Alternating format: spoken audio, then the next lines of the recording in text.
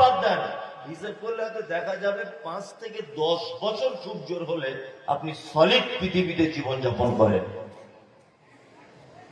আবার এই 10 বছরের ভিতরে আল্লাহ সুবহানাহু ওয়া তাআলা বলছেন, ওমা খালাকতুল জিন্না ওয়াল ইনসা ইল্লা লিয়াবুদুন, আমি মানুষ আর জিনকে তৈরি করেছি পৃথিবীতে শুধু ইবাদত করার জন্য। তাহলে আপনার তো 60 বছরের 45 বছর কেটেই গেল, 50 বছর ওটাতে ইবাদত হয়নি। ঘুমের ঘরে কেউ ইবাদত করে নাকি? করে? পায়খানা করতে করতে ইবাদত হয়? গোসল করতে করতে হয়? হয় না? তাহলে টাইম পেয়েছে পৃথিবীতে 10 বছর, আল্লাহ বলছে ওকে ইবাদত করার জন্য পাঠিয়েছে, ও 30 বছর ঘুমিয়ে কাটিয়েছে। ওই জন্য বলছি উল্টো পাল্টা করিয়েন না, চুপচাপ মেরে বসুন, একদম নড়াচড়া করিয়েন না। আজকের এই দিনটা ইবাদত মনে করে আপনি বসে যান ইনশাআল্লাহ। এই যে বসে যাওয়ার কত যে ফজিলত, মুহাম্মদ সাল্লাল্লাহু আলাইহি ওয়াসাল্লাম বলছেন যে রাসূলাইনি কানা ফি বানি ইসরাঈল আহাদুহুমা আলিমান ইউসাল্লিল মাকতুবাতা সুম্মা ইয়াজলিসু ফায়ুআল্লিমুন নাস। বানি ইসরাঈলদের একটা লোক আল্লাহর নবীর কাছে এসেছে, এসে বলছেন, আল্লাহর নবী, বানি ইসরাঈলদের ভিতরে দুটি লোক আছে। একটি লোক আহাদুহুমা আলিমান, সে হচ্ছে আলেম। আলেমের কাজ কি? না ইউসাল্লিল মাকতুবাতা সুম্মা ইয়াজলিসু ফায়ুআল্লিমুন নাস, ফরজ নামাজের পরে পরে মুসল্লিদেরকে নিয়ে দ্বীনের কথা আলোচনা করে, একজন আলেম। ওয়াল আখির, আর দ্বিতীয় আরেকজন লোক ইয়াসুমুন নাহার ওয়া ইয়াকুমুল লাইল, সারাদিন রোজা রাখে আর সারা রাত কিয়াম করে, অর্থাৎ তাহাজ্জুদ পড়ে।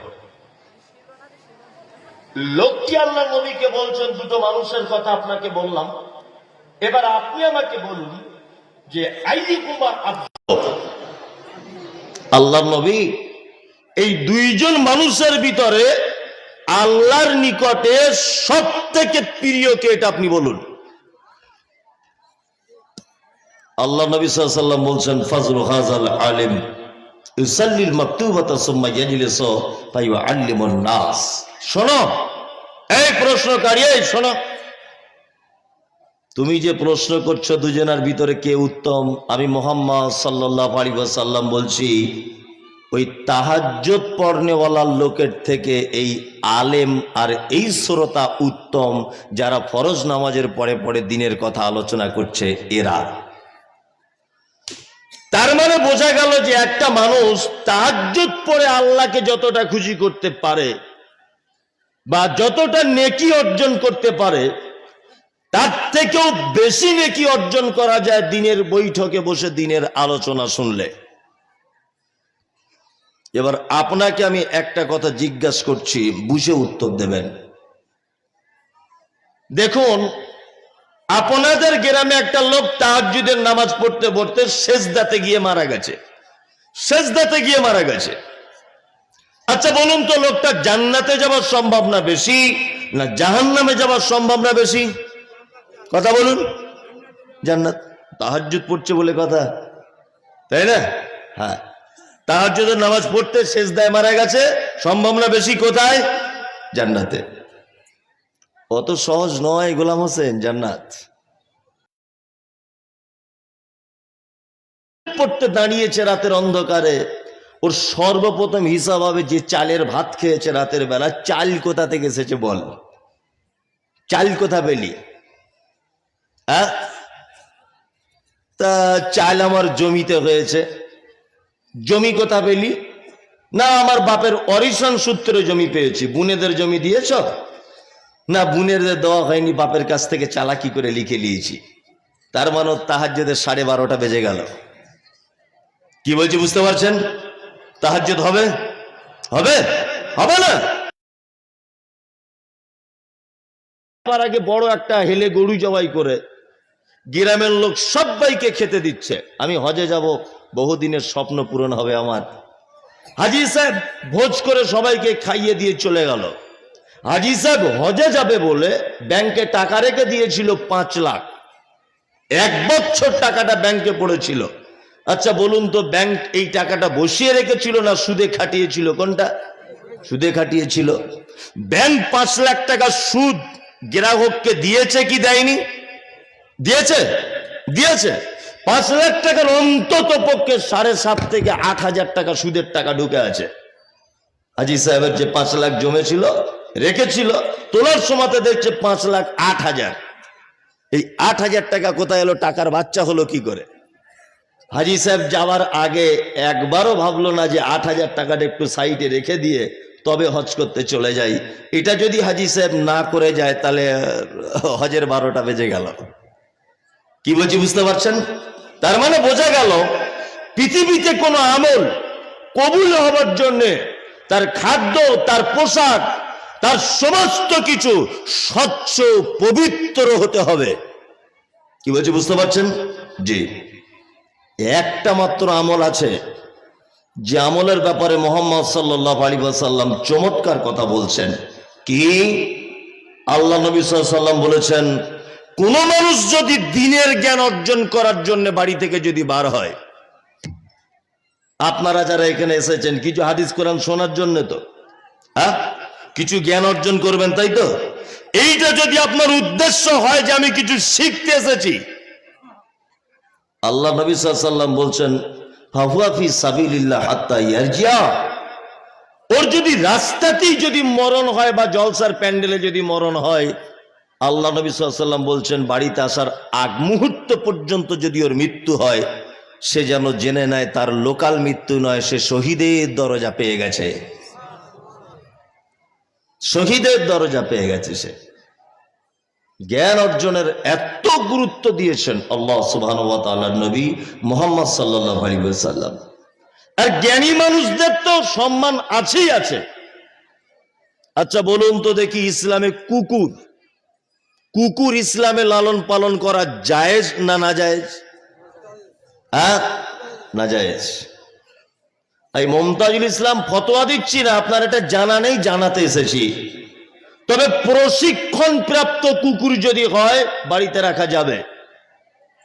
যে মালিকের মাল বুঝে আর অন্য জনের মালের পার্থক্য বোঝে যে কুকুর। আপনি বোঝেন না?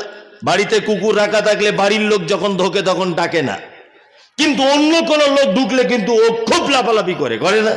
তার মানে ও কোনটা বাড়ির লোক কোনটা বাইরের লোক এটাও বোঝে।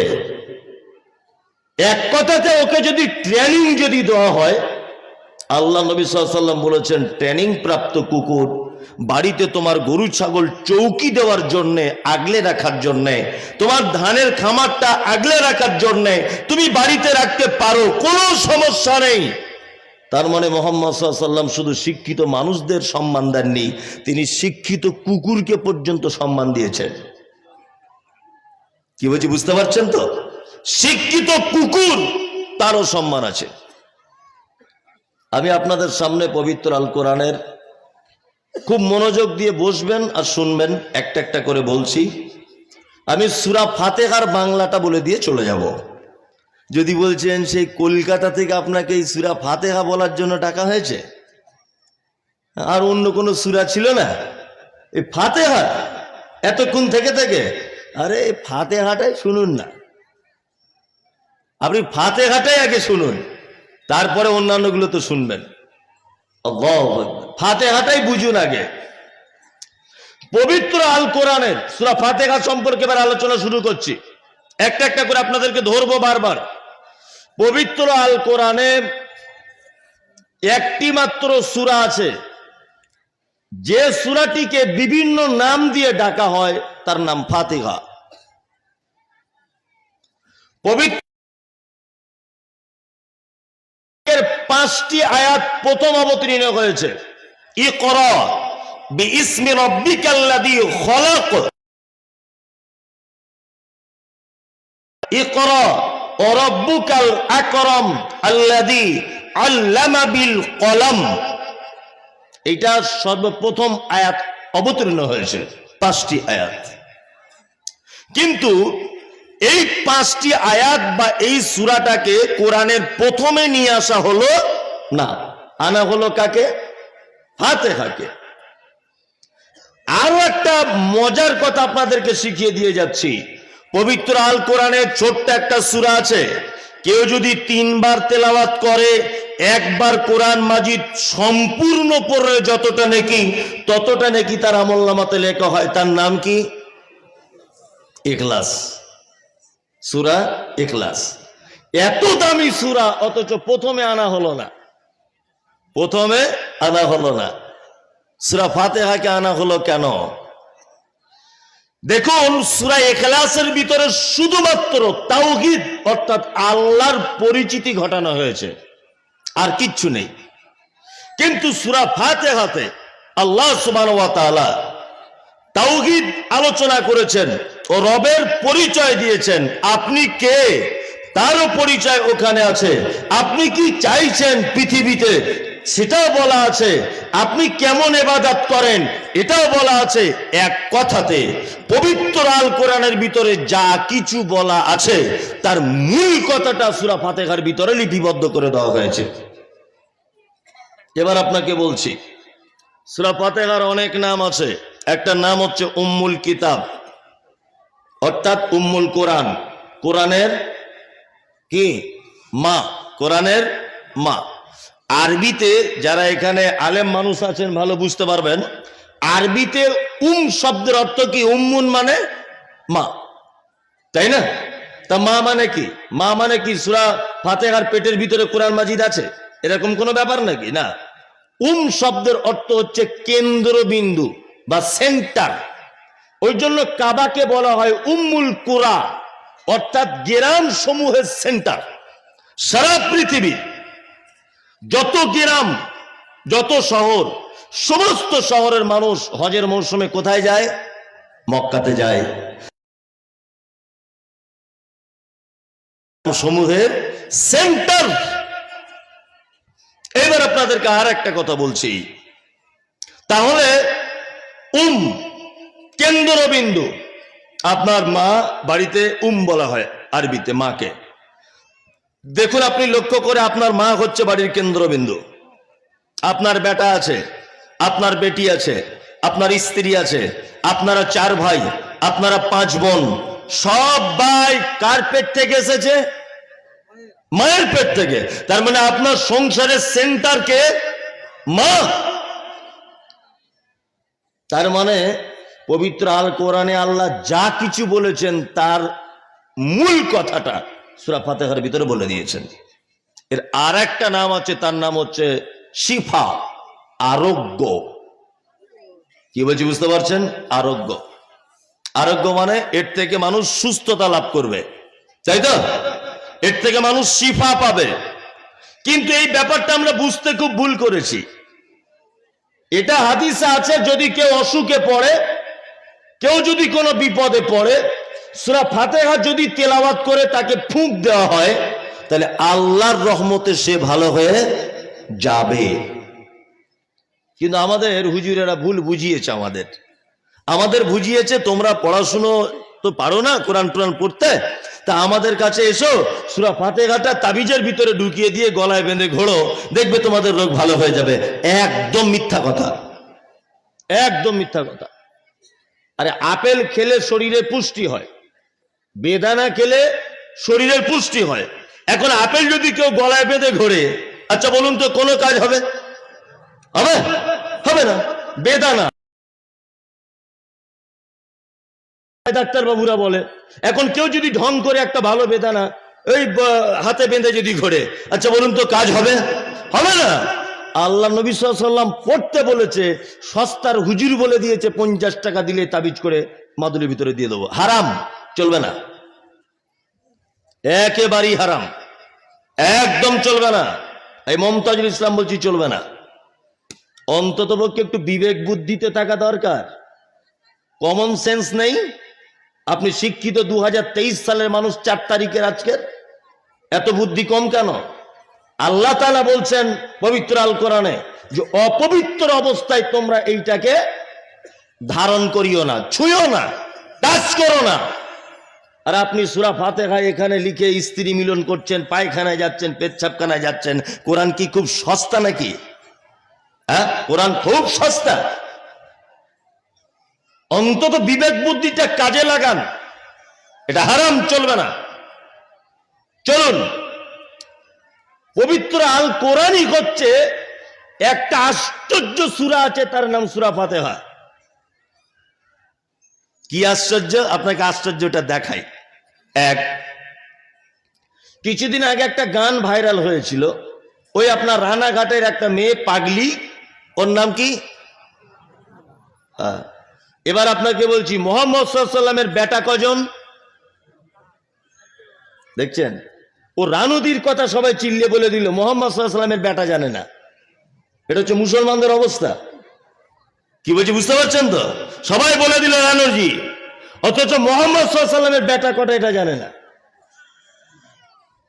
আশ্চর্য ব্যাপার। হ্যাঁ, জাতির লজ্জা এগুলো। রানুদি সোশ্যাল মিডিয়াতে খুব ভাইরাল, এখন আর খুঁজে পাওয়া যায় না, এখন নাম লিখে সার্চ করে বার করতে হয়।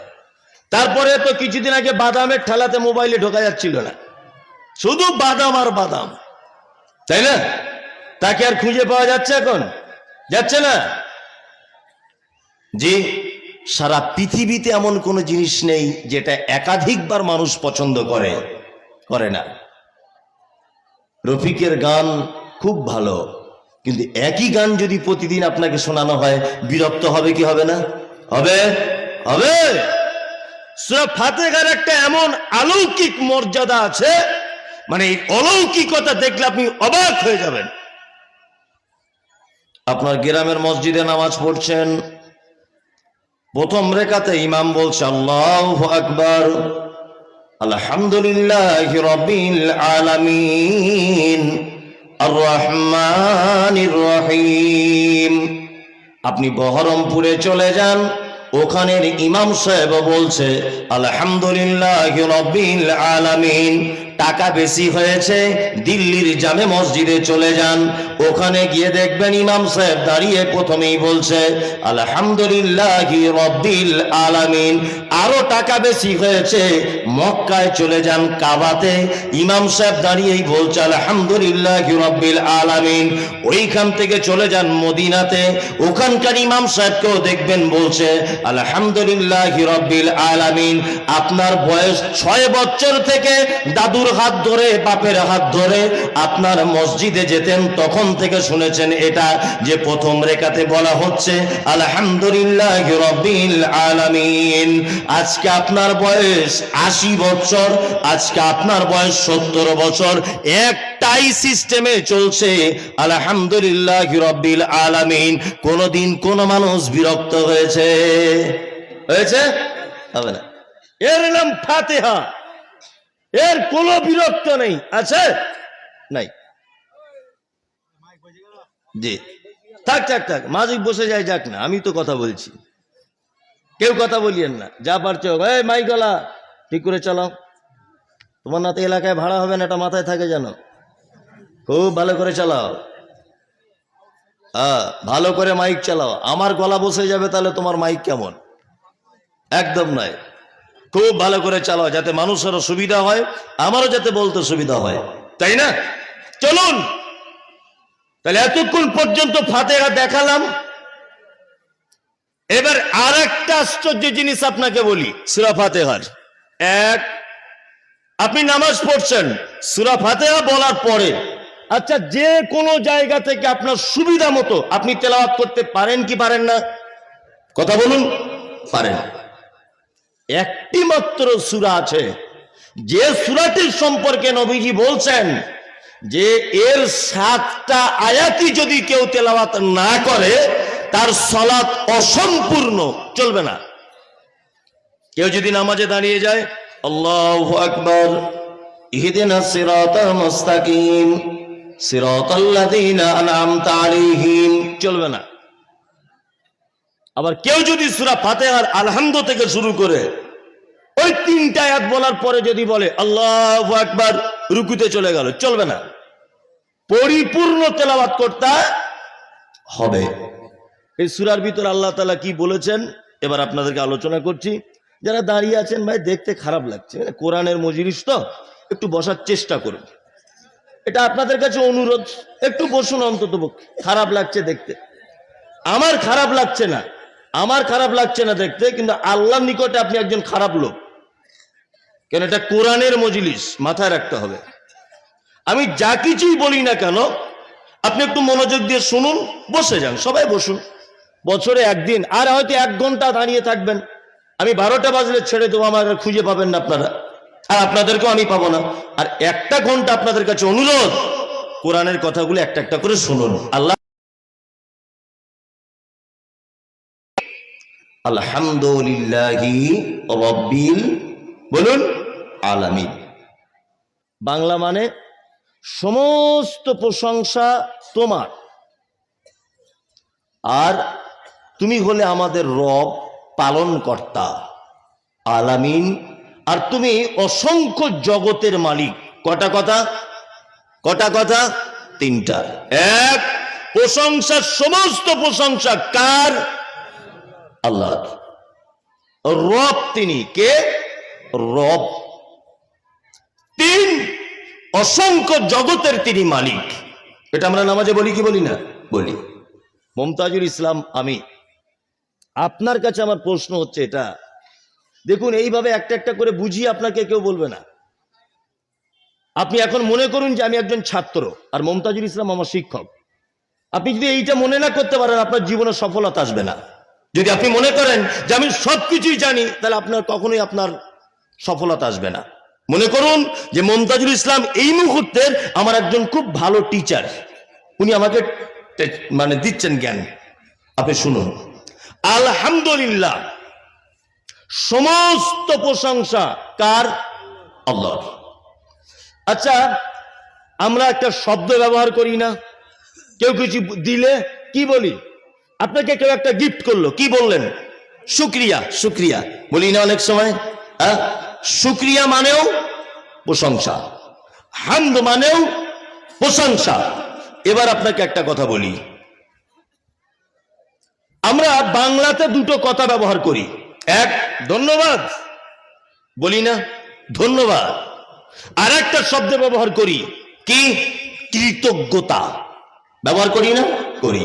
আচ্ছা, মানুষ ধন্যবাদ কখন জানায় আর কৃতজ্ঞতা কখন জানায়?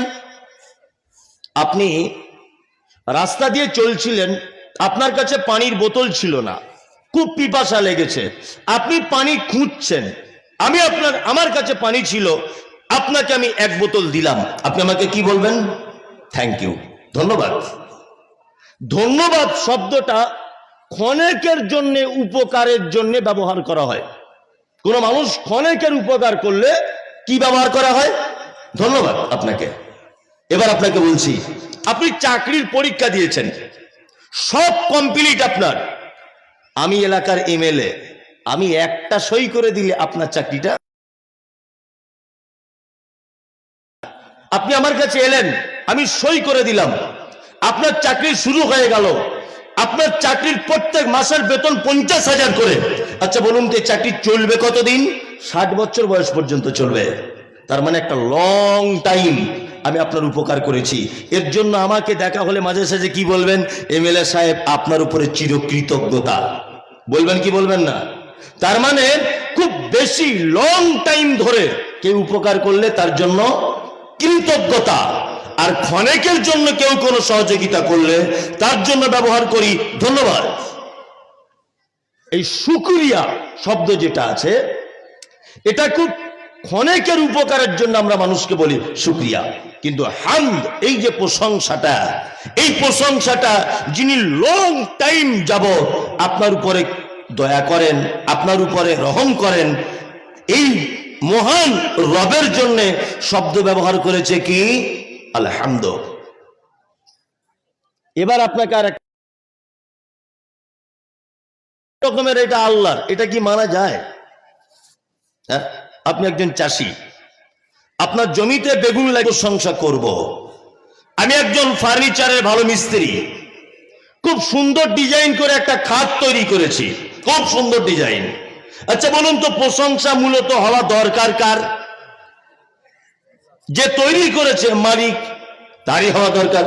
আপনি একজন রাজমিস্ত্রি, খুব সুন্দর একটা ডিজাইন করে বাড়ি তৈরি করেছেন, এই বাড়িটা দেখে মূলত প্রশংসা তো মিস্ত্রিরই হওয়া দরকার। দরকার কি দরকার নয়? দরকার। কিন্তু আল্লাহ বলছে আলহামদু, সমস্ত প্রশংসা লাগবে কার? আল্লাহ আল্লাহ আল্লাহ। এটা কেন? আপনাকে বলছি, শুনে নেন। আপনি একটা কাঠের ফার্নিচারের ভালো মিস্ত্রি, দামি একটা খাট বানিয়েছেন। এবার আপনাকে জিজ্ঞাসা করছি, সারা পৃথিবীর কোন মেশিনের দ্বারা থেকে 1 কিউবিক কাঠ তৈরি করা সম্ভব? সম্ভব নয়। কাঠটা কিসের কাঠ? আমের কাঠ, জামের কাঠ, লিচুর কাঠ, কোন একটা গাছের সে কাঠ। এই গাছটা মালিককে? আল্লাহ। সারা পৃথিবীর মানুষ যদি চেষ্টা করে যে আমি কাঠ তৈরি করব কোন মেশিনের সাহায্যে, এটা সম্ভব না অসম্ভব? অসম্ভব। একজন মিস্ত্রি বাড়ি তৈরি করেছে, ইট গেঁথে গেঁথে বাড়িটা বানিয়েছে। ইট তৈরি কি দিয়ে হয়? মাটি দিয়ে হয়। বলুন তো দেখি, মাটিটা পৃথিবীর কোন মেশিনে তৈরি করা হয়? কখনোই নয়। তার মানে বোঝা গেল, আপনি 1 কোটি টাকার একটা গাড়ি চাপছেন, পেট্রোলটা আপনার, গাড়িটা আপনি নিজের টাকা দিয়ে কিনেছেন, কিন্তু তারপরেও গাড়িটা দেখে প্রশংসা আল্লাহর করা লাগবে। কারণ হচ্ছে এই যে গাড়ির ভিতরে যে পেট্রোল বলে পদার্থটা রাখা আছে, এইটা পৃথিবীর কোনো মেশিনে তৈরি করা যায় না। পেট্রোল তৈরি করে দিয়েছে আল্লাহ, মাটির তলাতে রেডি করে রেখে দিয়েছে। বান্দা তুমি গাড়ি কিনবে আর স্টার্ট দিয়ে চলবে। এই পেট্রোলটা পৃথিবীর কোনো মানুষের পক্ষে বানানো সম্ভব নয়। এটা কার? না আল্লাহর। তার মানে বোঝা গেল, সারা পৃথিবীর যত সৃষ্টি রয়েছে, যত কাজ রয়েছে, সেই কাজের একেবারে শেষ পর্যায়ে যদি পৌঁছে যান, তাহলে এক পর্যায়ে দেখা যাবে আল্লাহ ছাড়া কাউকে খুঁজে পাওয়া যাবে না। যাবে? কাউকে খুঁজে পাওয়া যাবে না। তার মানে প্রশংসা সব কার? আল্লাহ। তারপরে একটা কথা আছে, রব। রব রব নাই? আচ্ছা বলুন তো, আল্লাহর নাম কটা? 99টা। মানে এরা কিছুই বুঝে না, আর পড়াশুনোও করে না, শুধু এই ক্যাসেট শোনে, মোবাইলে দেখে, এই পড়াশোনা কেউ করে না। আই মমতাজুল ইসলাম, এটা আমার নাম, আমি বক্তা, বক্তব্য দিই। বলুন তো, এটা আমার নাম না এটা আমার গুণ? কথা বলুন। গুণ। আমি একটা ভালো খেলোয়াড়, বলুন এটা আমার নাম না আমার গুণ? হ্যাঁ, গুণ। হিমসাগর, আমের নাম শুনেছেন? হিমসাগর, হ্যাঁ, এটা ওর নাম, হিমসাগর। আমটা খুব মিষ্টি, বলুন তো খুব মিষ্টিটা ওর নাম না ওর গুণ? হ্যাঁ, ওর গুণ। তার মানে আল্লাহর নাম একটাই, তার নাম আল্লাহ। বাকি যেগুলো আছে এগুলো হচ্ছে আল্লাহর গুণ। যেমন রহমান, তিনি হলেন দয়ালু। রাজ্জাক, তিনি হলেন রুজির মালিক। তিনি হাকিম, তিনি হলেন মহাজ্ঞানী। আজিজ, তিনি মহা ক্ষমতাবান। তিনি কাহার, খুব শক্তিশালী। তিনি গাফফার, ক্ষমা করতে জানেন। এগুলো হয়, আছে না নেই? আছে আল্লাহর নামের ভিতরে, আছে। আল্লাহর নাম আল্লাহ, বাকিগুলো সব গুণ, আল্লাহর গুণ। এইবার একটা কথা আপনাকে বলছি, এক, আচ্ছা ইয়া আল্লাহ, ইয়া রহমান, ইয়া রহিম, এই যে 99টা নাম, এর ভিতরে ইয়া রব্ব এরকম আছে? জানা আছে কারুর? নাই।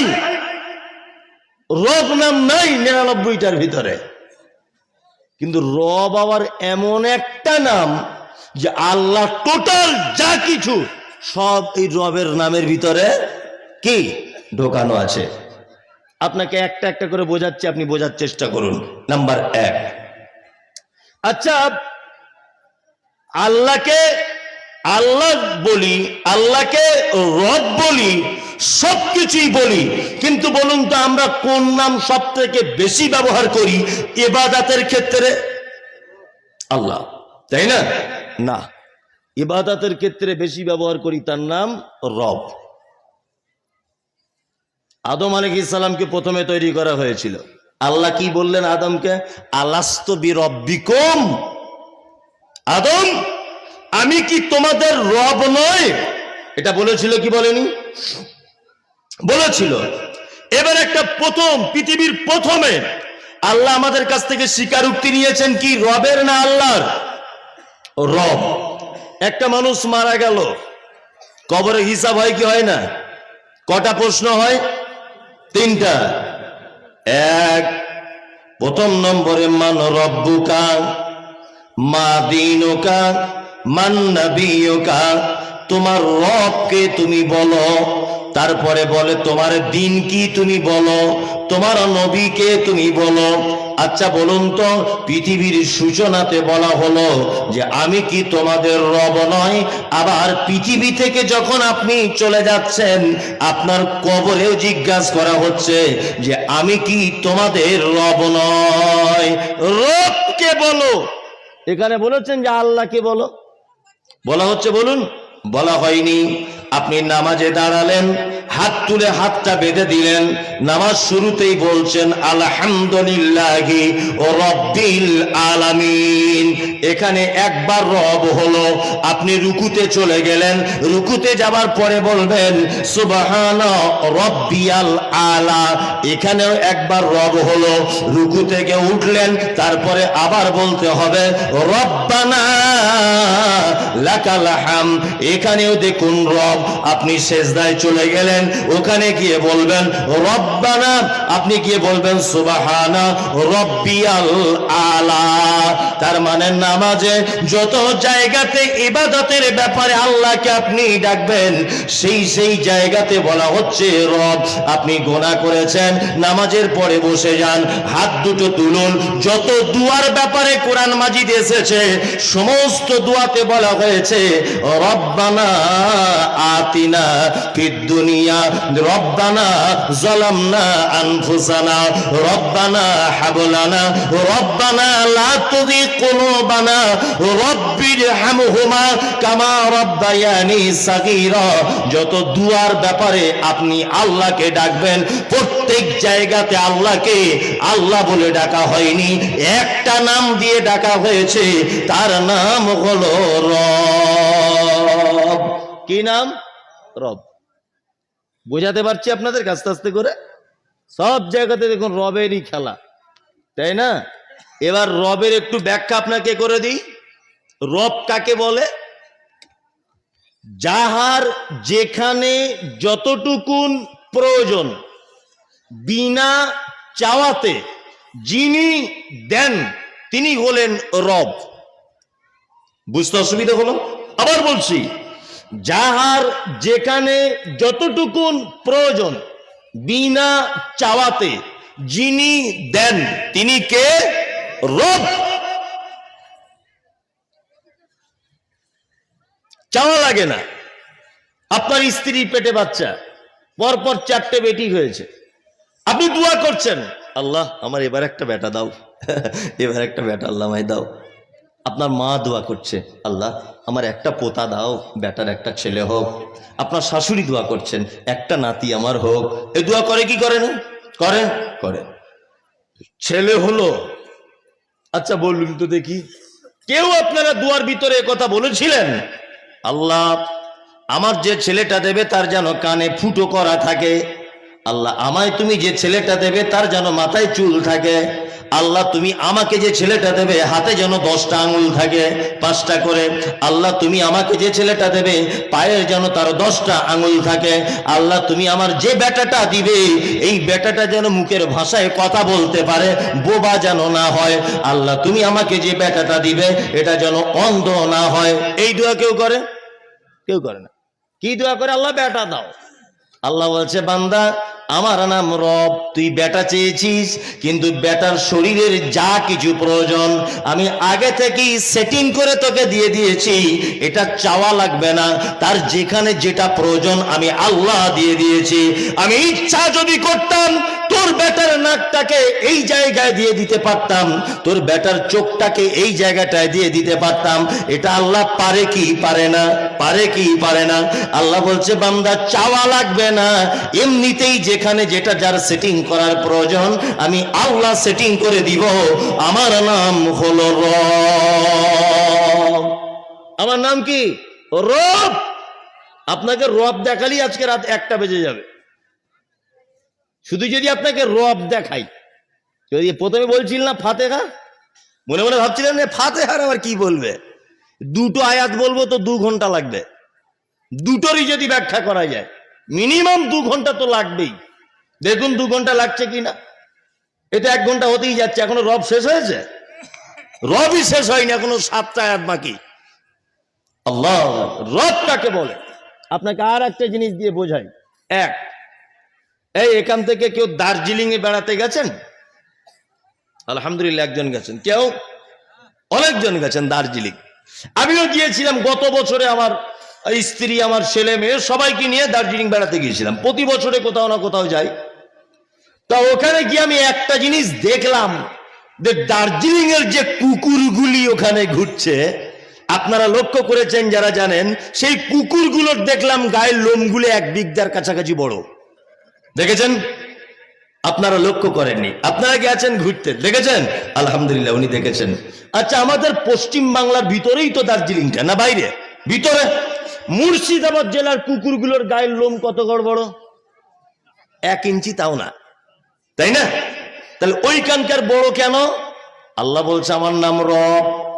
আমি জানি ওখানে পাহাড়ের উপরে বরফ জমে যায়, কনকনে শীত হয়, মানুষ তার স্ত্রী পুত্রকে নিয়ে বাড়িতে হিটার চালিয়ে দিয়ে ঘুমাবে, গরম ভিতরে থাকবে। কিন্তু অবলা প্রাণী একটি রাস্তার কুকুর, আল্লাহ বলছে সে তো কেঁপে কেঁপে মরে যাবে। এই জন্য আমার নাম হলো রব। পশ্চিম বাংলাতে বরফ পড়ে, মুর্শিদাবাদ জেলায় বরফ পড়ে না, দার্জিলিং এ বরফ পড়ে, কাশ্মীরে বরফ পড়ে। ওই জন্য ওইখানকার প্রাণীগুলোর গায়ের লোমগুলো বড় বড়। তার মানে ওখানে ওদের কম্বলের ব্যবস্থা নাই, ওদের কোন রকমের হিটারের ব্যবস্থা নাই। আমার নাম হলো রব। আমি আগে থেকেই কম্বল জড়িয়ে তাদেরকে কাশ্মীর আর দার্জিলিং এ পাঠিয়েছি। আমার নাম রব। আপনার বেটার মেয়ে দেখতে গেছেন, মেয়ে, যে মেয়েটা দেখতে গেছেন তার নাকটা দেখছেন নেপালিদের মতো এরকম চ্যাপটা, নেপালিদের মতো। আচ্ছা আপনি বলুন, আপনার বেটার জন্য পছন্দ করবেন? করবেন? করবেন না। আপনার বেটির জন্য ছেলে দেখতে গেছেন, দেখছেন ছেলেটা দেখতে একদম কালো কুচকুচ কুচকুচ করছে, ঠোঁটটা মোটা, মাথার চুলগুলো পাখির বাসা নাইজেরিয়ানদের মতো। আচ্ছা বলুন, আপনার সুন্দরী মেয়ের জন্য এই ছেলেটা পছন্দ করবেন আপনি? করবেন? করবেন না, করবেন না। কারণ আমাদের এখানে নাকখানা মেয়ের কেউ বিয়ে করতে চায় না। আল্লাহ বলছে আমার নাম রব। কিন্তু নেপালে যাদেরকে বানিয়েছি প্রত্যেকের নাক চ্যাপ্টা, ছেলেরও চ্যাপ্টা, মেয়েরও চ্যাপ্টা, সবারই চ্যাপ্টা, বিয়ে করার অসুবিধা নাই। নাইজেরিয়ানের মাটিতে যাকে বানিয়েছি সবার মাথার চুলগুলো পাখির ভাষার মতো, সবাই কালো, সবারই ঠোঁটটা মাটির দিকে ঝোলা, মোটা মোটা তাদের ঠোঁট। এক অপরকে বিয়ে করার কোনো সমস্যা নাই। কিন্তু আমি আল্লাহ তোমাকে পশ্চিম বাংলার মুর্শিদাবাদ জেলায় পাঠিয়েছি, এখানকার সবার নাক যেমন উঁচু, তোমারও বেটির নাকটা উঁচু করে দিয়েছি। এখানে সবার মাথার চুল যেমন সুন্দর, তোমার বেটির মাথার চুলটাও তত সুন্দর। এখানকার মানুষ যেমন কালো না, ফর্সাও না, সব রকমের কালার আছে। আমি আল্লাহ মুর্শিদাবাদে এই রকম ভাবে বানিয়েছি। কিন্তু বন্ধুরে আমার, নাইজেরিয়ানে যাদেরকে তৈরি করা হয়েছে তাদের একই রকম করে তৈরি করা হয়েছে। আল্লাহ বলছে আমার নাম হলো রব। যার যেটা প্রয়োজন। হাঁসের বাচ্চা, হাঁস দেখেছেন? হাঁসের বাচ্চা, হাঁসের বাচ্চা কোনো ডিম থেকে উঠে তার মাকে বলে, মা খুব ভয় লাগছে পুকুরে নামতে, যদি ডুবে যাই। এক কাজ করো, প্রথমে আমাকে কোনো সুইমিং পুলে ভর্তি করে দাও, আগে জুত করে সাঁতার কাটাটা শিখি, তারপরে গিয়ে পুকুরে ঝাঁপ দেবো। আচ্ছা এরকম কোনোদিন বলে হাঁসের বাচ্চা? বলে? বলে না। যে প্রথমে কোনো একটা ছোট জায়গায় দাও, সাঁতার কাটাটা জুত করে শিখে যাই, তারপরে বড় কোনো পুকুরে গিয়ে ঝাঁপ দেবো, বলে? বলে না। মায়েরা দেখবেন মুরগির বাজুর তলাতে হাঁসেরও ডিম দেয়, মুরগিরও ডিম দেয়, দেয় কি দেয় না? দুটো ডিম একসঙ্গে দেয় না? মুরগির ডিমের বাচ্চা ওঠে 18 দিনে, হাঁসের ডিমের ওঠে 22 দিন থেকে 28 দিনে। একসঙ্গেই ধরে নেন 5টা বাচ্চা হয়েছে হাঁসের, 5টা হয়েছে মুরগির। রব দেখাচ্ছি আপনাকে, 5টা হাঁসের, 5টা মুরগি। নিয়ে মুরগিটার পিছনে পিছনে সব বাচ্চাগুলো ঘুরছে, উঠাই আর কি। জীবনে দেখেছেন যে হাঁসের বাচ্চাগুলো পুকুরে নামছে বলে মুরগির বাচ্চাগুলো নেমে যাচ্ছে? দেখেছেন না? আল্লাহ বলছে আমার নাম হলো রব, ওকে মুরগি হিসাবে তৈরি করেছি, জমিনে ঘুরবে, আর ওর নাম দিয়েছি হাঁস, ও পুকুরে চলে যাবে। পৃথিবীর কোন জায়গায় ওকে ট্রেনিং নিতে হবে না, কোন স্কুলে ওকে পড়া লাগবে না, কাউকে বলে দেওয়া লাগবে না।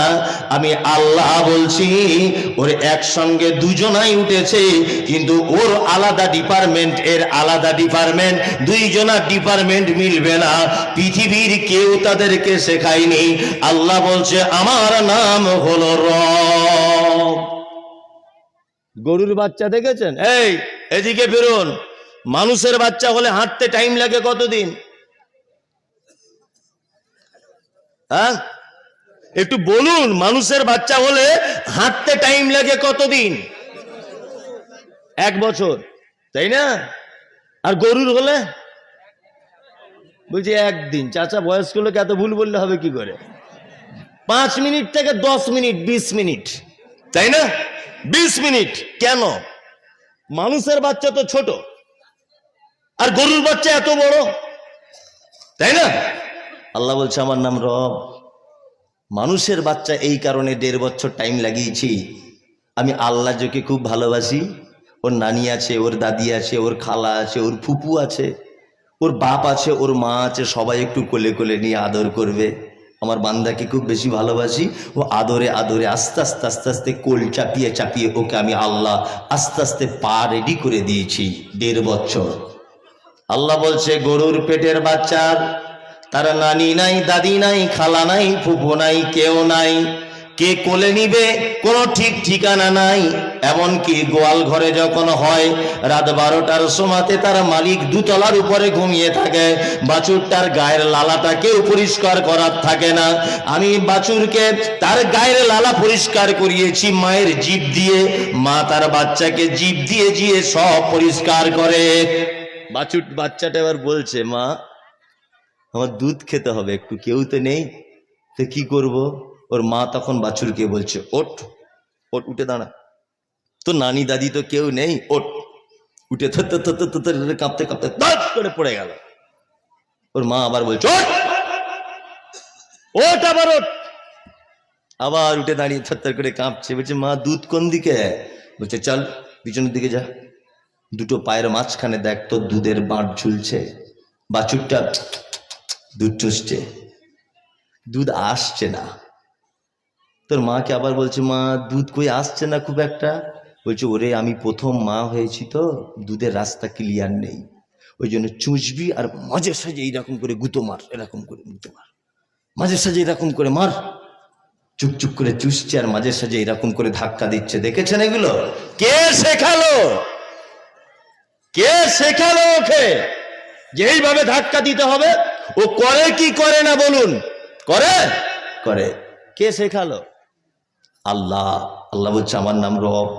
ও নানি দাদি কেউ নেই বলে সাথে সাথে পা হাত পা সব পার্টস রেডি করে দিয়েছি, উঠে তুই তোর মায়ের দুধ পান কর। মানুষ তোকে যে খুব ভালোবাসি, 1.5 বছর শুধু কোলে করে নিয়ে ঘুরবে, তোকে গান গাইবে, আদর করবে। কি বলছি বুঝতে পারছেন না? তাহলে এতক্ষণ আপনাকে রব দেখালাম। চলুন তারপরে একটা কথা এসেছে, রব্বিল আলামিন। কাল যদি আনন্দবাজার পত্রিকায় দেয় মাটির তলায় কিছু মানুষ খুঁজে পাওয়া গেছে, বলুন তো আশ্চর্য হবেন কি হবেন না? আশ্চর্য হবেন? তাদেরও জলসা হয়, তাদেরও ইয়াসিন সাহেব আর মুমতাজুল ইসলাম জলসা করে। বিশ্বাস করবেন? করবেন? কেউ বিশ্বাস করবে না। তাক মাটির তলায় আবার মানুষ পাওয়া যায়। কিন্তু আল্লাহ বলছে আলামিন, অসংখ্য জগতের মালিক, মাটির তলাতেও জগৎ থাকতে পারে। তারপরে একটা কথা আছে, আর রহমানির রহিম। রহমান মানেও দয়ালু, রহিম মানেও কি? দয়ালু, তাই না? তো 2টো নাম এক জায়গায় আনার দরকার কি? এটা তো একটা বোঝার ব্যাপার আছে। এক, রহমান আম্মাতান ফিদ দুনিয়া, দুনিয়াতে সমস্ত কিছুর জন্য রহমান হচ্ছে এই দয়াটা সবার জন্য। আর রহিম খাস করে কিয়ামতের মাঠে। আপনি মোটামুটি দান করেন মাদ্রাসা থেকে এলে, মোটামুটি আপনাকে লোক কি বলে? একজন দানি। ওর থেকে কেউ বেশি দান করে তাকে কি বলে? দাতা। ওর থেকেও কেউ বেশি দান করে তাকে কি বলে? দানবীর বলে না? বলে দানবীর মানে যার দানের শেষ নেই, বেসুমার দান। আল্লাহ বলছে আমার নাম রহমান, আমার আর একটা নাম আছে, তার নাম হলো রহিম। আমার রহমান নামটা এমন, সারা পৃথিবীর সমস্ত কিছুর উপরে আমার দয়া হয়।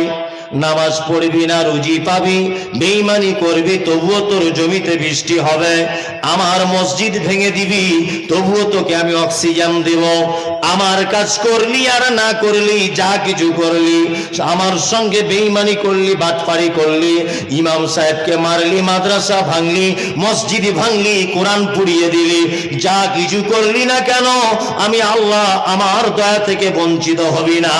আমার নাম হলো রহমান আর আমার নাম রহিম। এটা শুধুমাত্র কিয়ামতের দিনের জন্য থাকবে।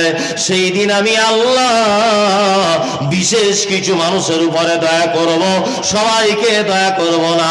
আর সেই দিন যার প্রতি আমার দয়া হয়ে যাবে তার থাকার জায়গা হবে জান্নাত। থাকার জায়গা কোথায়? জান্নাত। তারপরে কি আছে?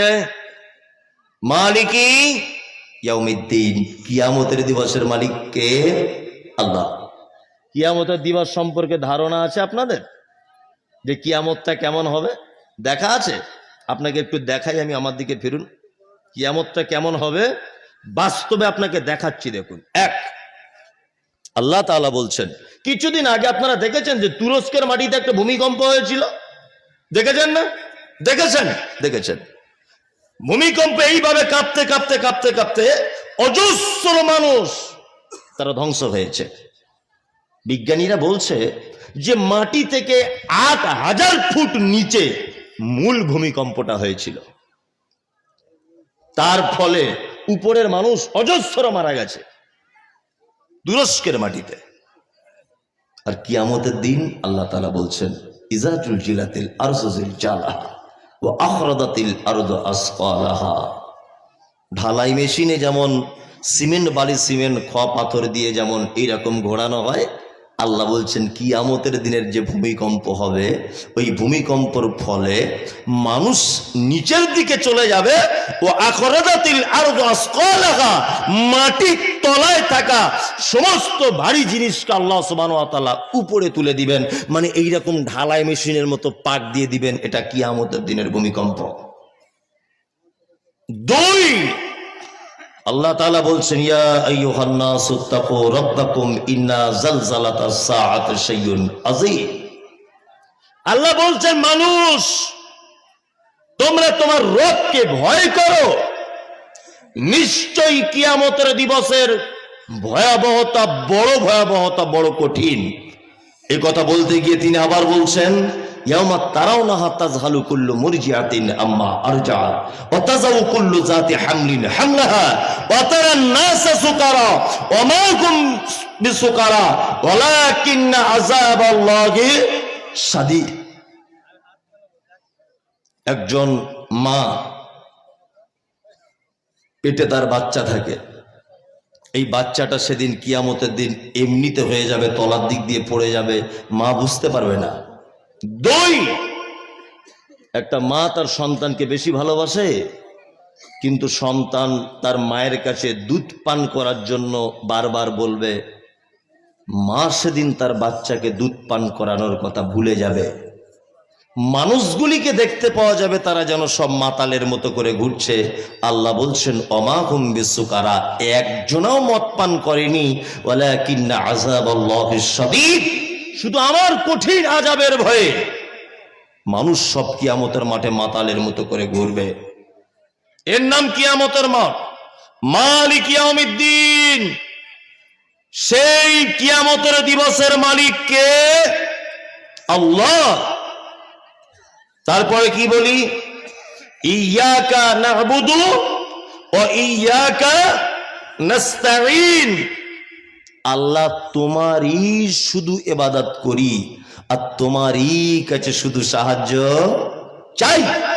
মানুষ যদি এই দুটো আয়াত মাত্র যদি বুঝে যায়, তাহলে আমাদের সারা ভারতবর্ষে পশ্চিম বাংলাতে একটাও মাজার, একটাও পীর হুজুর অলি কেউ টিকতে পারবে না। শুধু এই দুটো আয়াত যদি মানুষ বুঝে যায়, এক, ইয়াকা না'বুদু, ইবাদত শুধু তোমারই জন্য করি। ইবাদত কার জন্য করা লাগবে? কার? আল্লাহর। বলছে বড় হুজুরের জন্য 2 রাকাত নফল নামাজ, মেজ হুজুরের জন্য 2 রাকাত, ছোট হুজুরের জন্য 2 রাকাত, ওই যে হুজুর মরে গেছে ওই হুজুরের জন্য 2 রাকাত। হুজুরের জন্য নামাজ হতে যাবে কেন? কেন? ওয়া ইয়াকা নাস্তাঈন, সাহায্য কার কাছে চাওয়া লাগবে? আল্লাহর কাছে চাওয়া লাগবে। আল্লাহ ছাড়া পৃথিবীর কারো কোন রকম ভাবে দ্বারস্থ হওয়া চলবে চলবে না। অনেক মুসলমান বুঝে না, ইসলাম বুঝে না, আল্লাহকে বাদ দিয়ে রাত দিন সিজদাতে গিয়ে পড়ে আসে। আসে না? অনেক জায়গাতে দেখা যায় কি যায় না? যায়।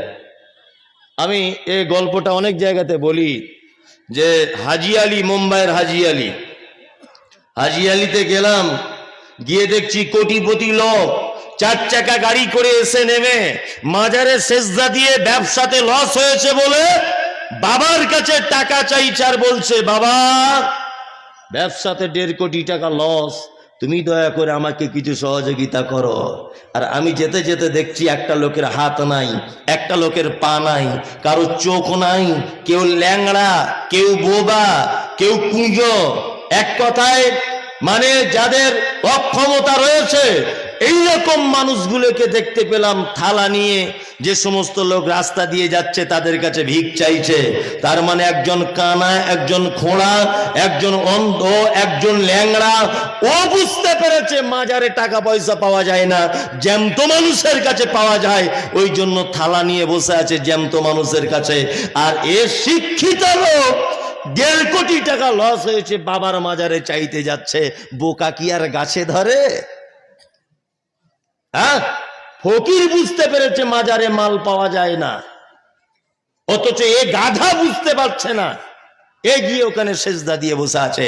আচ্ছা বলুন, মাজারের বাবাই যদি সবকিছু দিতে পারে, এই একটা ফকির আর মানুষের কাছে থালা পাতবে? পাতবে বলুন? পাতবে না। সমস্ত রকমের সহযোগিতা কার কাছে? কার? আল্লাহর কাছে চাইবে। 10 বছর বিয়ে হয়েছে, এখনো আব্বা হতে পারেননি। কোন মাজারে ফকিরের কাছে যাওয়া লাগবে না। রাতের অন্ধকারে 2 রাকাত নামাজ পড়ে আল্লাহকে বলুন, আল্লাহ তুমি ইব্রাহিমকে 70-80 বছর বয়সে বেটা দান করেছিলে, তুমিও পারো, তুমি পারো, তুমি বিনা বাপের পর্যন্ত ঈসাকে জন্ম দিয়েছো, তুমি পারো। রব তোমার কাছেই চাইছি, তুমি আমার একটা বেটা দান করো। আপনার স্ত্রীকে বলবেন রাতে তাহাজ্জুদ পড়তে, তাহাজ্জুদ পড়ে আল্লাহর দরবারে 2টা হাত তুলে বলতে বলবেন, আল্লাহ 10 বছর হয়ে গেল, সবাই মা হয়েছে, আমি মা হতে পারিনি, তুমি আমাকে একটা সন্তান দান করো। রব্বি হাবলি মিনাস সলিহিন, দিতে পারে কে? কে? আল্লাহ। রুজির অভাব রয়েছে, সংসারে অভাব অনটন দেখা দিচ্ছে, তাই তো? কোথাও যাওয়া লাগবে না, আপনি রাতের বেলা উঠুন, 2 রাকাত নামাজ পড়ুন, নামাজ পড়ার পরে আপনি আল্লাহর দরবারে 2টো হাত তুলে বলুন, আল্লাহ রুজির অভাব, আমার অভাবকে তুমি দূর করে দাও। দিতে পারে কে? আল্লাহ। আল্লাহ আল্লাহ। ইব্রাহিম আলাইহিস সালাম 90 বছর, কেউ বলেছেন 85 বছর বয়সে বেটা পেয়েছিলেন। বলুন তো ওনার স্ত্রী আর উনি যুক্তি করে কার তাবিজ আর মাদুলি ব্যবহার করেছিলেন? কার ডাইরেক্ট কানেকশন? কার সাথে? আল্লাহর সাথে কানেকশন। ইয়্যাকা না'বুদু ওয়া ইয়্যাকা নাস্তাঈন, ইবাদত শুধু কার? আল্লাহর। সাহায্য চাইবো কার কাছে? আল্লাহর কাছে চাইবো। খাইরিহি ওয়া শাররিহি মিনাল্লাহি তাআলা। ভালো মন্দ কার পক্ষ থেকে হয়? কার পক্ষ থেকে হয়? আল্লাহর পক্ষ থেকে হয়। ভালো হলে আলহামদুলিল্লাহ, মন্দ কিছু হলে একটু সবর করুন, সবর, ধৈর্য ধারণ করুন। আল্লাহ নিশ্চয়ই আপনার জন্য বড় প্রাইজ রেখে দিয়েছে। একটা কথা মাথায় রাখবেন, অনেক মানুষ দীর্ঘদিন অসুখে ভোগে না? আর কিছু লোক টিটকারি মেরে কি বলে, শালা কম পাপ করেছে, পাপের সাজা হচ্ছে। অনেক লোক বলে না? একটা লোক হঠাৎ ক্যান্সারে আক্রান্ত, আর কিছু লোক হাসি ঠাট্টা করে কি বলে, আর পাড়ার কারুর ক্যান্সার হলো না, ওর হলো কেন? কম পাপ করেছে জীবনে। জি না, কখনোই নয়। যার পরীক্ষা যত বেশি হবে, ভাববেন তার রেজাল্ট তত ভালো হবে। 3 বছর যদি কেউ বিছানায় পড়ে ভুগছে, ভাববেন ওর জন্য আল্লাহর দরবারে দামি জান্নাত রেডি করা হচ্ছে। কেউ 4-5 বছর বিছানাতে পড়ে আছে, ওর পরীক্ষা চলছে। বিছানাতে পড়া মানে পরীক্ষা। ও যেন ভাবে যে এটা আমার পরীক্ষায় পাশ করতেই হবে। ও যদি একটু যদি ধৈর্যশীল হয় বা একটু যদি ধৈর্য ধরে, তাহলে ওর জন্যে বড় জান্নাত অপেক্ষা করছে। কারো ব্যাপারে এরকম কোনো কথা বলবেন না। চলুন তারপরে কি বলি, ইহদিনাস সিরাতাল মুস্তাকিম। আল্লাহ তুমি আমাকে সহজ পথ দেখাও।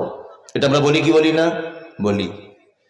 এবার আপনাকে একটা কথা বলছি, সারা জীবন আমরা দোয়া করেই যাচ্ছি, ইহদিনাস সিরাতাল মুস্তাকিম, আল্লাহ সহজ পথ আমাদেরকে দেখাও।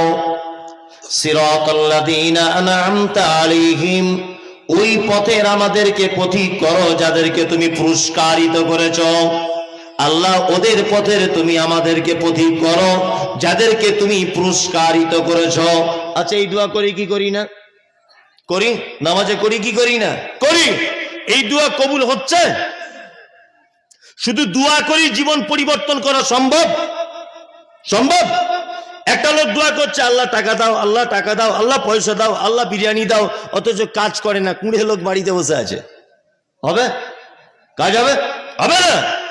আল্লাহর কাছে আমরা বলছি, ইহদিনাস সিরাতাল মুস্তাকিম, আল্লাহ তুমি আমাকে সহজ পথ দেখাও। কাদের মতো পথ দেখাও? সিরাতাল্লাযীনা আন'আমতা আলাইহিম, যাদেরকে তুমি পুরস্কারিত করেছো। কাদেরকে পুরস্কারিত করেছেন? আন'আমাল্লাহু আলাইহিম মিনান নাবিয়্যিনা ওয়াস-সিদ্দীকিনা ওয়াশ-শুহাদাই ওয়াস-সালিহিন। 4 শ্রেণীর লোককে আল্লাহ পুরস্কারিত করেছেন। কয় শ্রেণীর লোককে? 4 শ্রেণীর লোক।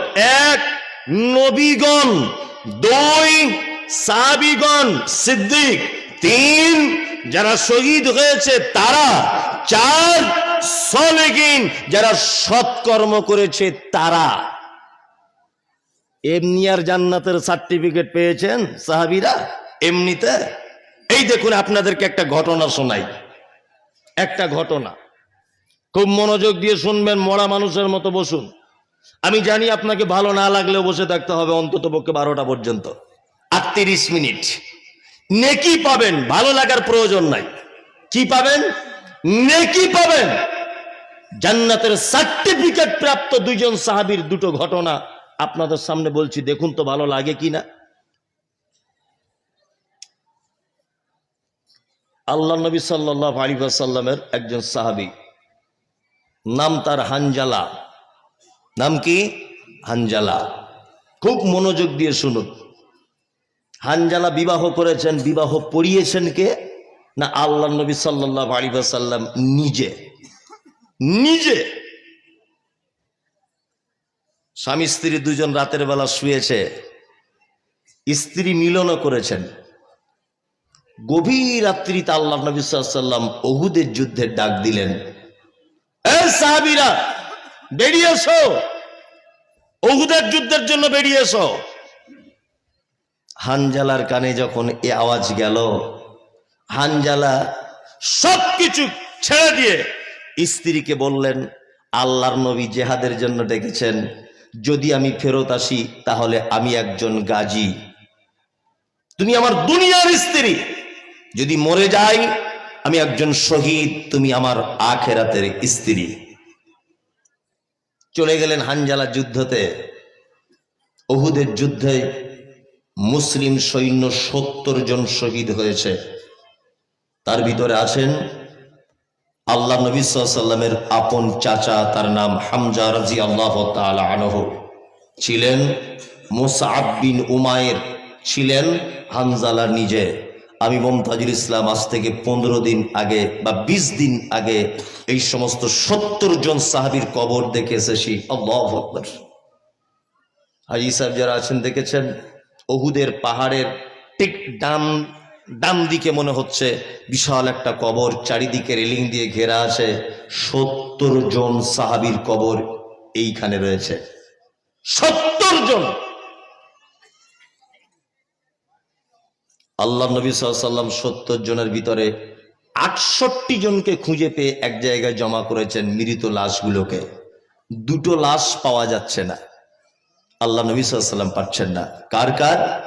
এক হচ্ছে হানজালা, 2 আপন চাচা, নাম হচ্ছে তার হামজা রাদিয়াল্লাহু তাআলা আনহু। 2টো লাশ খুঁজে পাচ্ছেন না।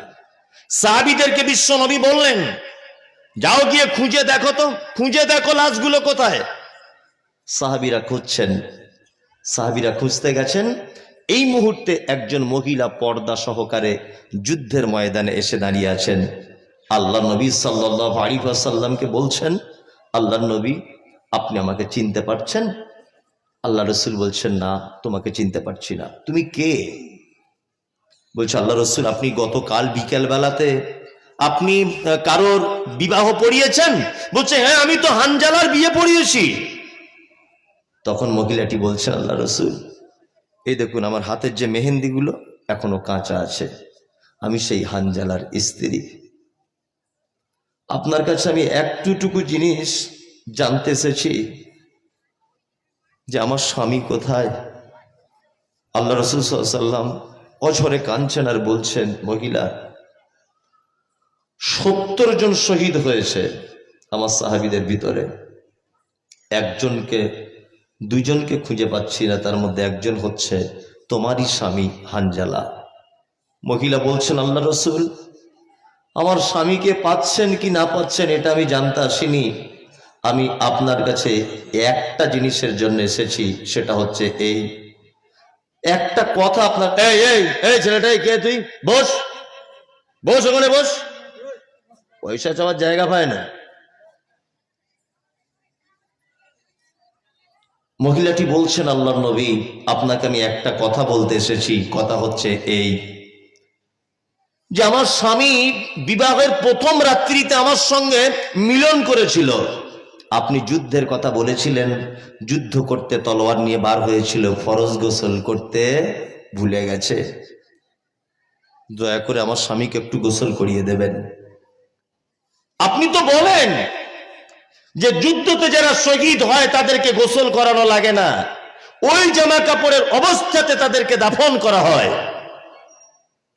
বিশ্বনবী বললেন, আমি দাঁড়িয়ে আছি, হানজালার স্ত্রী আমার এক সাইডে দাঁড়িয়ে আছে, আর দূর থেকে দেখতে পাচ্ছি সাহাবীরা খুঁজতে খুঁজতে একটা লাশ কাফন দিয়ে জড়ানো, আর তার মাথার দিক দিয়ে যেন পানিটা ঝরে ঝরে ঝরে ঝরে পড়ছে, আমার দিকে আনা হচ্ছে। আমি বললাম, এটা কার লাশ? তখন সাহাবীরা বলছেন, ও দয়ার নবী গো, এটা আর কারো লাশ নয়, এটা হচ্ছে হানজালার লাশ। বিশ্ব নবী বললেন, কি করে কাফন পরানো হলো, কেমন করে গোসল করানো হলো? সঙ্গে সঙ্গে জিবরিল আমিন এসে আল্লাহর নবীকে বলছেন, ইয়া রাসূলুল্লাহ, হানজালার শহীদের আল্লাহ এত খুশি হয়েছে যে আসমান থেকে ফেরেশতা পাঠিয়ে হানজালার লাশটা শরীরটাকে উপরে তুলে নিয়ে জমজমের পানিতে গোসল করিয়ে দিয়ে আল্লাহ নিজে কাফন পরিয়ে মিসকে আম্বারের সেন দিয়ে আপনার কাছে তার লাশটা পৌঁছিয়ে দেওয়া হয়েছে। বিশ্ব নবী বলছেন, ও হানজালার স্ত্রী, শুনে রেখে দাও, তোমার থেকে ভাগ্যবতী নারী পৃথিবীতে আর কোনো নারী নাই যে তোমার মতো একজন স্বামী, তোমার মহিলার মতো একজন স্বামী আল্লাহ নিজে তাকে কাফন পরিয়ে জমজমের পানিতে গোসল করিয়ে মিসকে আম্বারের সেন মাখিয়ে আমার কাছে পাঠিয়ে দেওয়া হয়েছে। আল্লাহ বলেছেন, প্রাইজ এমনি পাওয়া যায় না, প্রাইজ পেতে গেলে কিছু কাজ করা লাগে। তার ভিতরে দেখুন সাহাবীদের ঈমান কতটা। আল্লাহ কোরআনে মাজিদে বলেন, আনআমাল্লাহু আলাইহিম মিনান নাবিয়্যিনা ওয়াস-সিদ্দীকিনা ওয়াশ-শুহাদা'i ওয়াস-সালিহিন। পৃথিবীতে চারটা লোক তারা সফলতা পেয়েছে, প্রাইজ পেয়ে গেছে।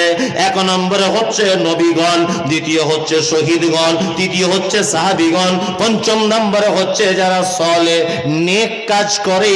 আল্লাহ বলছে এরা পৃথিবীতেই তারা প্রাইজ পেয়ে গেছে, আমার জান্নাতের সুসংবাদ তাদের জন্য থাকলো। জান্নাতের সুসংবাদ।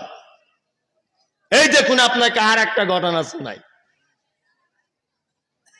এসবগুলো শুনলে ঈমান বাড়ে, বাড়ে না? বাড়ে। হযরতে বেলালের নাম শুনেছেন? বেলাল, হ্যাঁ, কত বড় ছিলেন? বয়সের বড় বলছি না, সম্মানের দিক দিয়ে কত বড় ছিলেন? মারাত্মক বড়। কত বড় দেখবেন, আল্লাহ নবী সাল্লাল্লাহু আলাইহি ওয়াসাল্লাম বিলালকে ডেকে একদিন মুচকে হেসে বলছেন, বিলাল, ও বিলাল, কালো হাবশির মানুষ, ঠোঁটগুলো মোটা মোটা, মাথার চুলগুলো ঝাঁকড়া ঝাঁকড়া, কালো কুচকুচ কুচকুচ কুচকুচ করতো বেলাল, মেঠে লোক। ঈমানটা কেমন কবুল হয়ে গেছে দেখুন আল্লাহর দরবারে। হযরতে বেলালকে বলছেন আল্লাহ নবী মুচকে হেসে, বেলাল বলো তো প্রথমে জান্নাতে যাবে কে?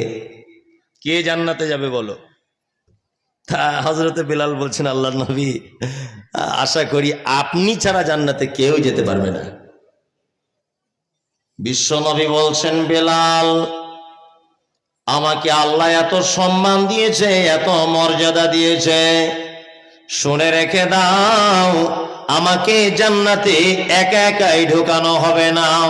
জান্নাতে আমার একটা অন্য প্রাণীর পিঠের উপরে চাপিয়ে, সেটা উট হতে পারে লাল কালারের, এইরকম সম্মানী কোন প্রাণীর উপরে আমাকে তুলে আমাকে জান্নাতের গেট খুলে ঢোকানো হবে। হযরতে বেলাল বলছেন, আল্লাহর নবী গো, এটা একটা আশ্চর্য ব্যাপার। বিশ্ব নবী বলছেন, বেলাল, আমি যখন উটের পিঠের উপরে থাকব, আমি এটা বলে দিচ্ছি, ওই উটের লাগামটা কে ধরবে বলো? হযরতে বেলাল বলছেন, আল্লাহর নবী আমি তো জানি না। বিশ্ব নবী বলছেন, ওরে বেলাল, আমি বলে দিলাম, আমি উটের পিঠের উপরে যখন উঠে জান্নাতের ভিতরে যাব, ওই উটের লাগামটা বেলাল তুমি ধরে থাকবে। তখন হযরতে বেলাল বলছেন, আল্লাহর নবী কথাটা কেমন হলো? আপনি যদি উটের পিঠের উপরে থাকেন আর আমি যদি গলার দিক দিয়ে উটের লাগামটা যদি ধরি, আর দুইজন একসাথে যদি জান্নাতের ভিতরে ঢুকি, তাহলে হিসাব অনুযায়ী আপনার আগে তো আমি জান্নাতের ভিতরে ঢুকে যাব। হিসাব এটা বলছে না যে লাগাম ধরে থাকবো, তো আগে থাকবে। বিশ্ব নবী বলছেন, বেলাল, আমি নবী, তবে শুনে রেখে দাও, এই ক্ষমতা আমার নাই রে বেলাল। জোহরের আজান তুমি যতক্ষণ না দিবে, আমি ততক্ষণ পর্যন্ত আগে বেড়ে ইমামতি করতে পারবো না। ও বেলাল শুনে নাও, ফজরের যতক্ষণ না পর্যন্ত তুমি আজান না দিবে বেলাল, ততক্ষণ আমি নামাজের কাতারে দাঁড়াতে পারবো না। বেলাল তুমি শুনে রেখে দাও, আসরের নামাজের জন্য আমি প্রস্তুতি নিতে পারবো না যতক্ষণ না বেলাল তুমি আজান না দিবে। বেলাল শুনে রেখে দাও, তুমি যেমন পৃথিবীতে মুয়াজ্জিন আর আমি হলাম ইমাম, এর দুজনা যেমন পাশাপাশি প্রতিদিন থাকে, তুমি তাকবীর দাও, তুমি আজান দাও, আর আমি ইমামতি করি, বেলাল দুজনা যেমন সামনে পিছনে বারবার, ঠিক তেমন বেলাল শুনে রেখে দাও, জান্নাতের ভিতরে আমরা দুজনে একসাথেই তোমাকে নিয়ে জান্নাতে ঢুকে যাব। আল্লাহু আকবার। এই সেই বেলাল। বেলাল কেমন? আর একটা আপনাকে ঘটনা বলে দিই, বেলালের ঘটনাটা হাদিস থেকে। এমনি জান্নাতে যাওয়া যায় না। বিশ্ব নবী বলছেন, আমি মিরাজের রাত্রিতে আমি চলে গেলাম জান্নাত দেখতে। আমাকে জিবরিল আমিন জান্নাতটা ঘুরে ঘুরে দেখাচ্ছেন। তা জান্নাতের ভিতরে দেখলাম যে একটা হৃষ্টপুষ্ট যুবক ছেলে জান্নাতের ভিতরে হাঁটছে। এখনকার দিনে যেমন বুট জুতো পরে হাঁটলে ঠক ঠক ঠক ঠক ঠক ঠক করে আওয়াজ হয় না? হয় কি হয় না? হয়। ঠিক তেমন জান্নাতে ঠক ঠক করে আওয়াজ হচ্ছে। জিবরিলকে জিজ্ঞাসা করলাম, জিবরিল কে গো জান্নাতে ঘুরছে, কে এটা? তখন বিশ্ব নবীকে জানানো হচ্ছে এটা আপনার মসজিদের মুয়াজ্জিন হযরতে বেলাল রাদিয়াল্লাহু তাআলা আনহু। আল্লাহু আকবার। তখন বেলাল বেঁচে আছেন, তখন মসজিদের মুয়াজ্জিন। কিন্তু তারপরেও আল্লাহর নবী দেখলেন, আল্লাহ নবী সাল্লাল্লাহু আলাইহি ওয়াসাল্লাম আরেকটু এগিয়ে এলেন, জান্নাতের আরেক সাইডে দেখছেন একজন পর্দানাসীন মহিলা জান্নাতে আরেকজন মহিলার সঙ্গে কথোপকথনে ব্যস্ত আছেন। আল্লাহ নবী সাল্লাল্লাহু আলাইহি ওয়াসাল্লাম জিবরিলকে ডেকে বলছেন, জিবরিল মহিলাটির গলাটা খুব পরিচিত পরিচিত মনে হচ্ছে, কে? তা বলছে এটা হচ্ছে উম্মে সুলাইম, যার নাম রুমাইসা, আবু তালহার স্ত্রী, ডাক নাম উম্মে সুলাইম, আবু তালহার স্ত্রী। আল্লাহ নবী সাল্লাল্লাহু আলাইহি ওয়াসাল্লাম আশ্চর্য বিষয় দেখে চলে এলেন। ফজরের নামাজের পরে বেলালকে ডেকে বলছে, এই বেলাল এদিকে এসো বাবু, এদিকে এসো। আচ্ছা বেলাল, তুমি জীবনে কি ভালো কাজ করেছো বলো তো বেলাল? তখন বেলাল বলছেন, আল্লাহর নবী আমি তো ভালো কাজ তেমন কিছু করিনি, আমি গরিব মানুষ, আমি একটা গোলাম, আমাকে আজাদ করা হয়েছে। আমার জীবনের একটা মাত্র ভালো কাজ কি? বেলাল বলছেন, ইয়া রাসূলুল্লাহ, সারা দিনে যতবার আমার অজু ভেঙে যায় ততবার আমি অজু করি আর মসজিদে গিয়ে তাহিয়াতুল অজুর 2 রাকাত করে নামাজ পড়ি। বিশ্ব নবী বললেন, বেলাল তোমার এই সামান্য ইবাদতে আল্লাহ এত খুশি হয়ে গেছে যে তোমার মতো বেলালকে আগে থেকে জান্নাতের ভিতরে রেডি করে রেখে দিয়েছে। আমি বেলাল তোমাকে দেখে এসেছি, আমি নবী, যে তুমি বেলাল জান্নাতের ভিতরে ঘুরছো, দেখে এসেছি আমি তুমি জান্নাতের ভিতরে ঘুরছো। এমনি জান্নাতে যাওয়া যাবে? এই আমল করা যাবে যে সারাদিন অন্তত পক্ষে অজু করে থাকবো? খুব কঠিন কাজ। পেচ্ছাপ করলে অজু করতে হবে, পায়খানা করলে অজু করতে হবে, সম্ভব? সম্ভব? সম্ভব নয়। তাহলে একটা কাজ করুন, যদি আপনি ওইটা যদি না করেন তাহলে মসজিদে আপনি 5 ওয়াক্ত আজান দেন, মুয়াজ্জিনের দায়িত্ব পালন করুন, জান্নাত চলে যাবেন। এটা সম্ভব? না না, ধান পেকের টাইম, এখন মাঠে পাট পাকাটি আছে, আমার পক্ষে সম্ভব নয়। কি সম্ভব আপনার? এক কাজ করুন, আপনি মসজিদটা প্রতিদিন ঝাড়ু লাগান। পারবেন এটা ঝাড়ু লাগাতে? না, যদি আমাদের ঝাড়ুর দরকার নেই, আমাদের সেই ইমাম সাহেব রাখা আছে, ওরাই ঝাড়ু টাড়ু দিবে, তাই না? আমাদের তো সমাজ সাংঘাতিক সমাজ। ইমাম সাহেব চাকরি ইন্টারভিউ দেওয়ার সময় বলা হচ্ছে আপনি কি কি করবেন জানেন তো? কি কি করব? বলছে নামাজ পড়াবেন, ছেলেদেরকে পড়াবেন, বাচ্চাদের। জুম্মার দিনে মসজিদের ড্রেন ফ্রেন যা আছে সাইডে এগুলো সব পরিষ্কার করবেন, আর মসজিদটা প্রতিদিন একবার করে ঝাড়ু দেবেন। ছি ছি ছি ছি। যে জাতি তার ইমামকে দিয়ে মসজিদের বাথরুম পরিষ্কার করায়, অজুখানা পরিষ্কার করায়, এ জাতি কোশ্চিন কালেও সফলতা পেতে পারে না। কোশ্চিন কালেও এ জাতি সফলতা পেতে পারে না। ইমাম মানে নেতা, ইমাম ড্রাইভার সমাজের, তাকে দিচ্ছে মসজিদ পরিষ্কার করতে। আপনাদের এলাকাতে অবশ্য হয় না, আমাদের ওদিকে করে। আপনাদের দিকে করে? করে না। আলহামদুলিল্লাহ, মুর্শিদাবাদ জেলা ভালো জেলা। তবে করে কি না করে সেটা আমি জানি, অবশ্য বলবো না, বললে আমার মারবে হয়তো বাইরের লোক, তাই না? গোলাম হোসেন নামাজ হচ্ছে তো? হ্যাঁ, খুব তো দেখছি মাথা ঠুকছেন মসজিদে গিয়ে, নামাজ হচ্ছে তো? কি যে নির্যাতন চলছে গোপনে, সে ইমাম সাহেব ভাইরা ভালো করে জানে। ওই লালগোলাতে একটা লোকের সঙ্গে পরিচয় হলো, বলছে হুজুর দোয়া করবেন আমার জন্য। আলহামদুলিল্লাহ, দোয়া কেন করবো না, সবার জন্য দোয়া করি সব সময়তে। আপনি কি করেন? বলছি ইমামতি করি। ক বছর ইমামতির বয়স? বলছে 38 বছর। বেতন কত? বলছে 3700।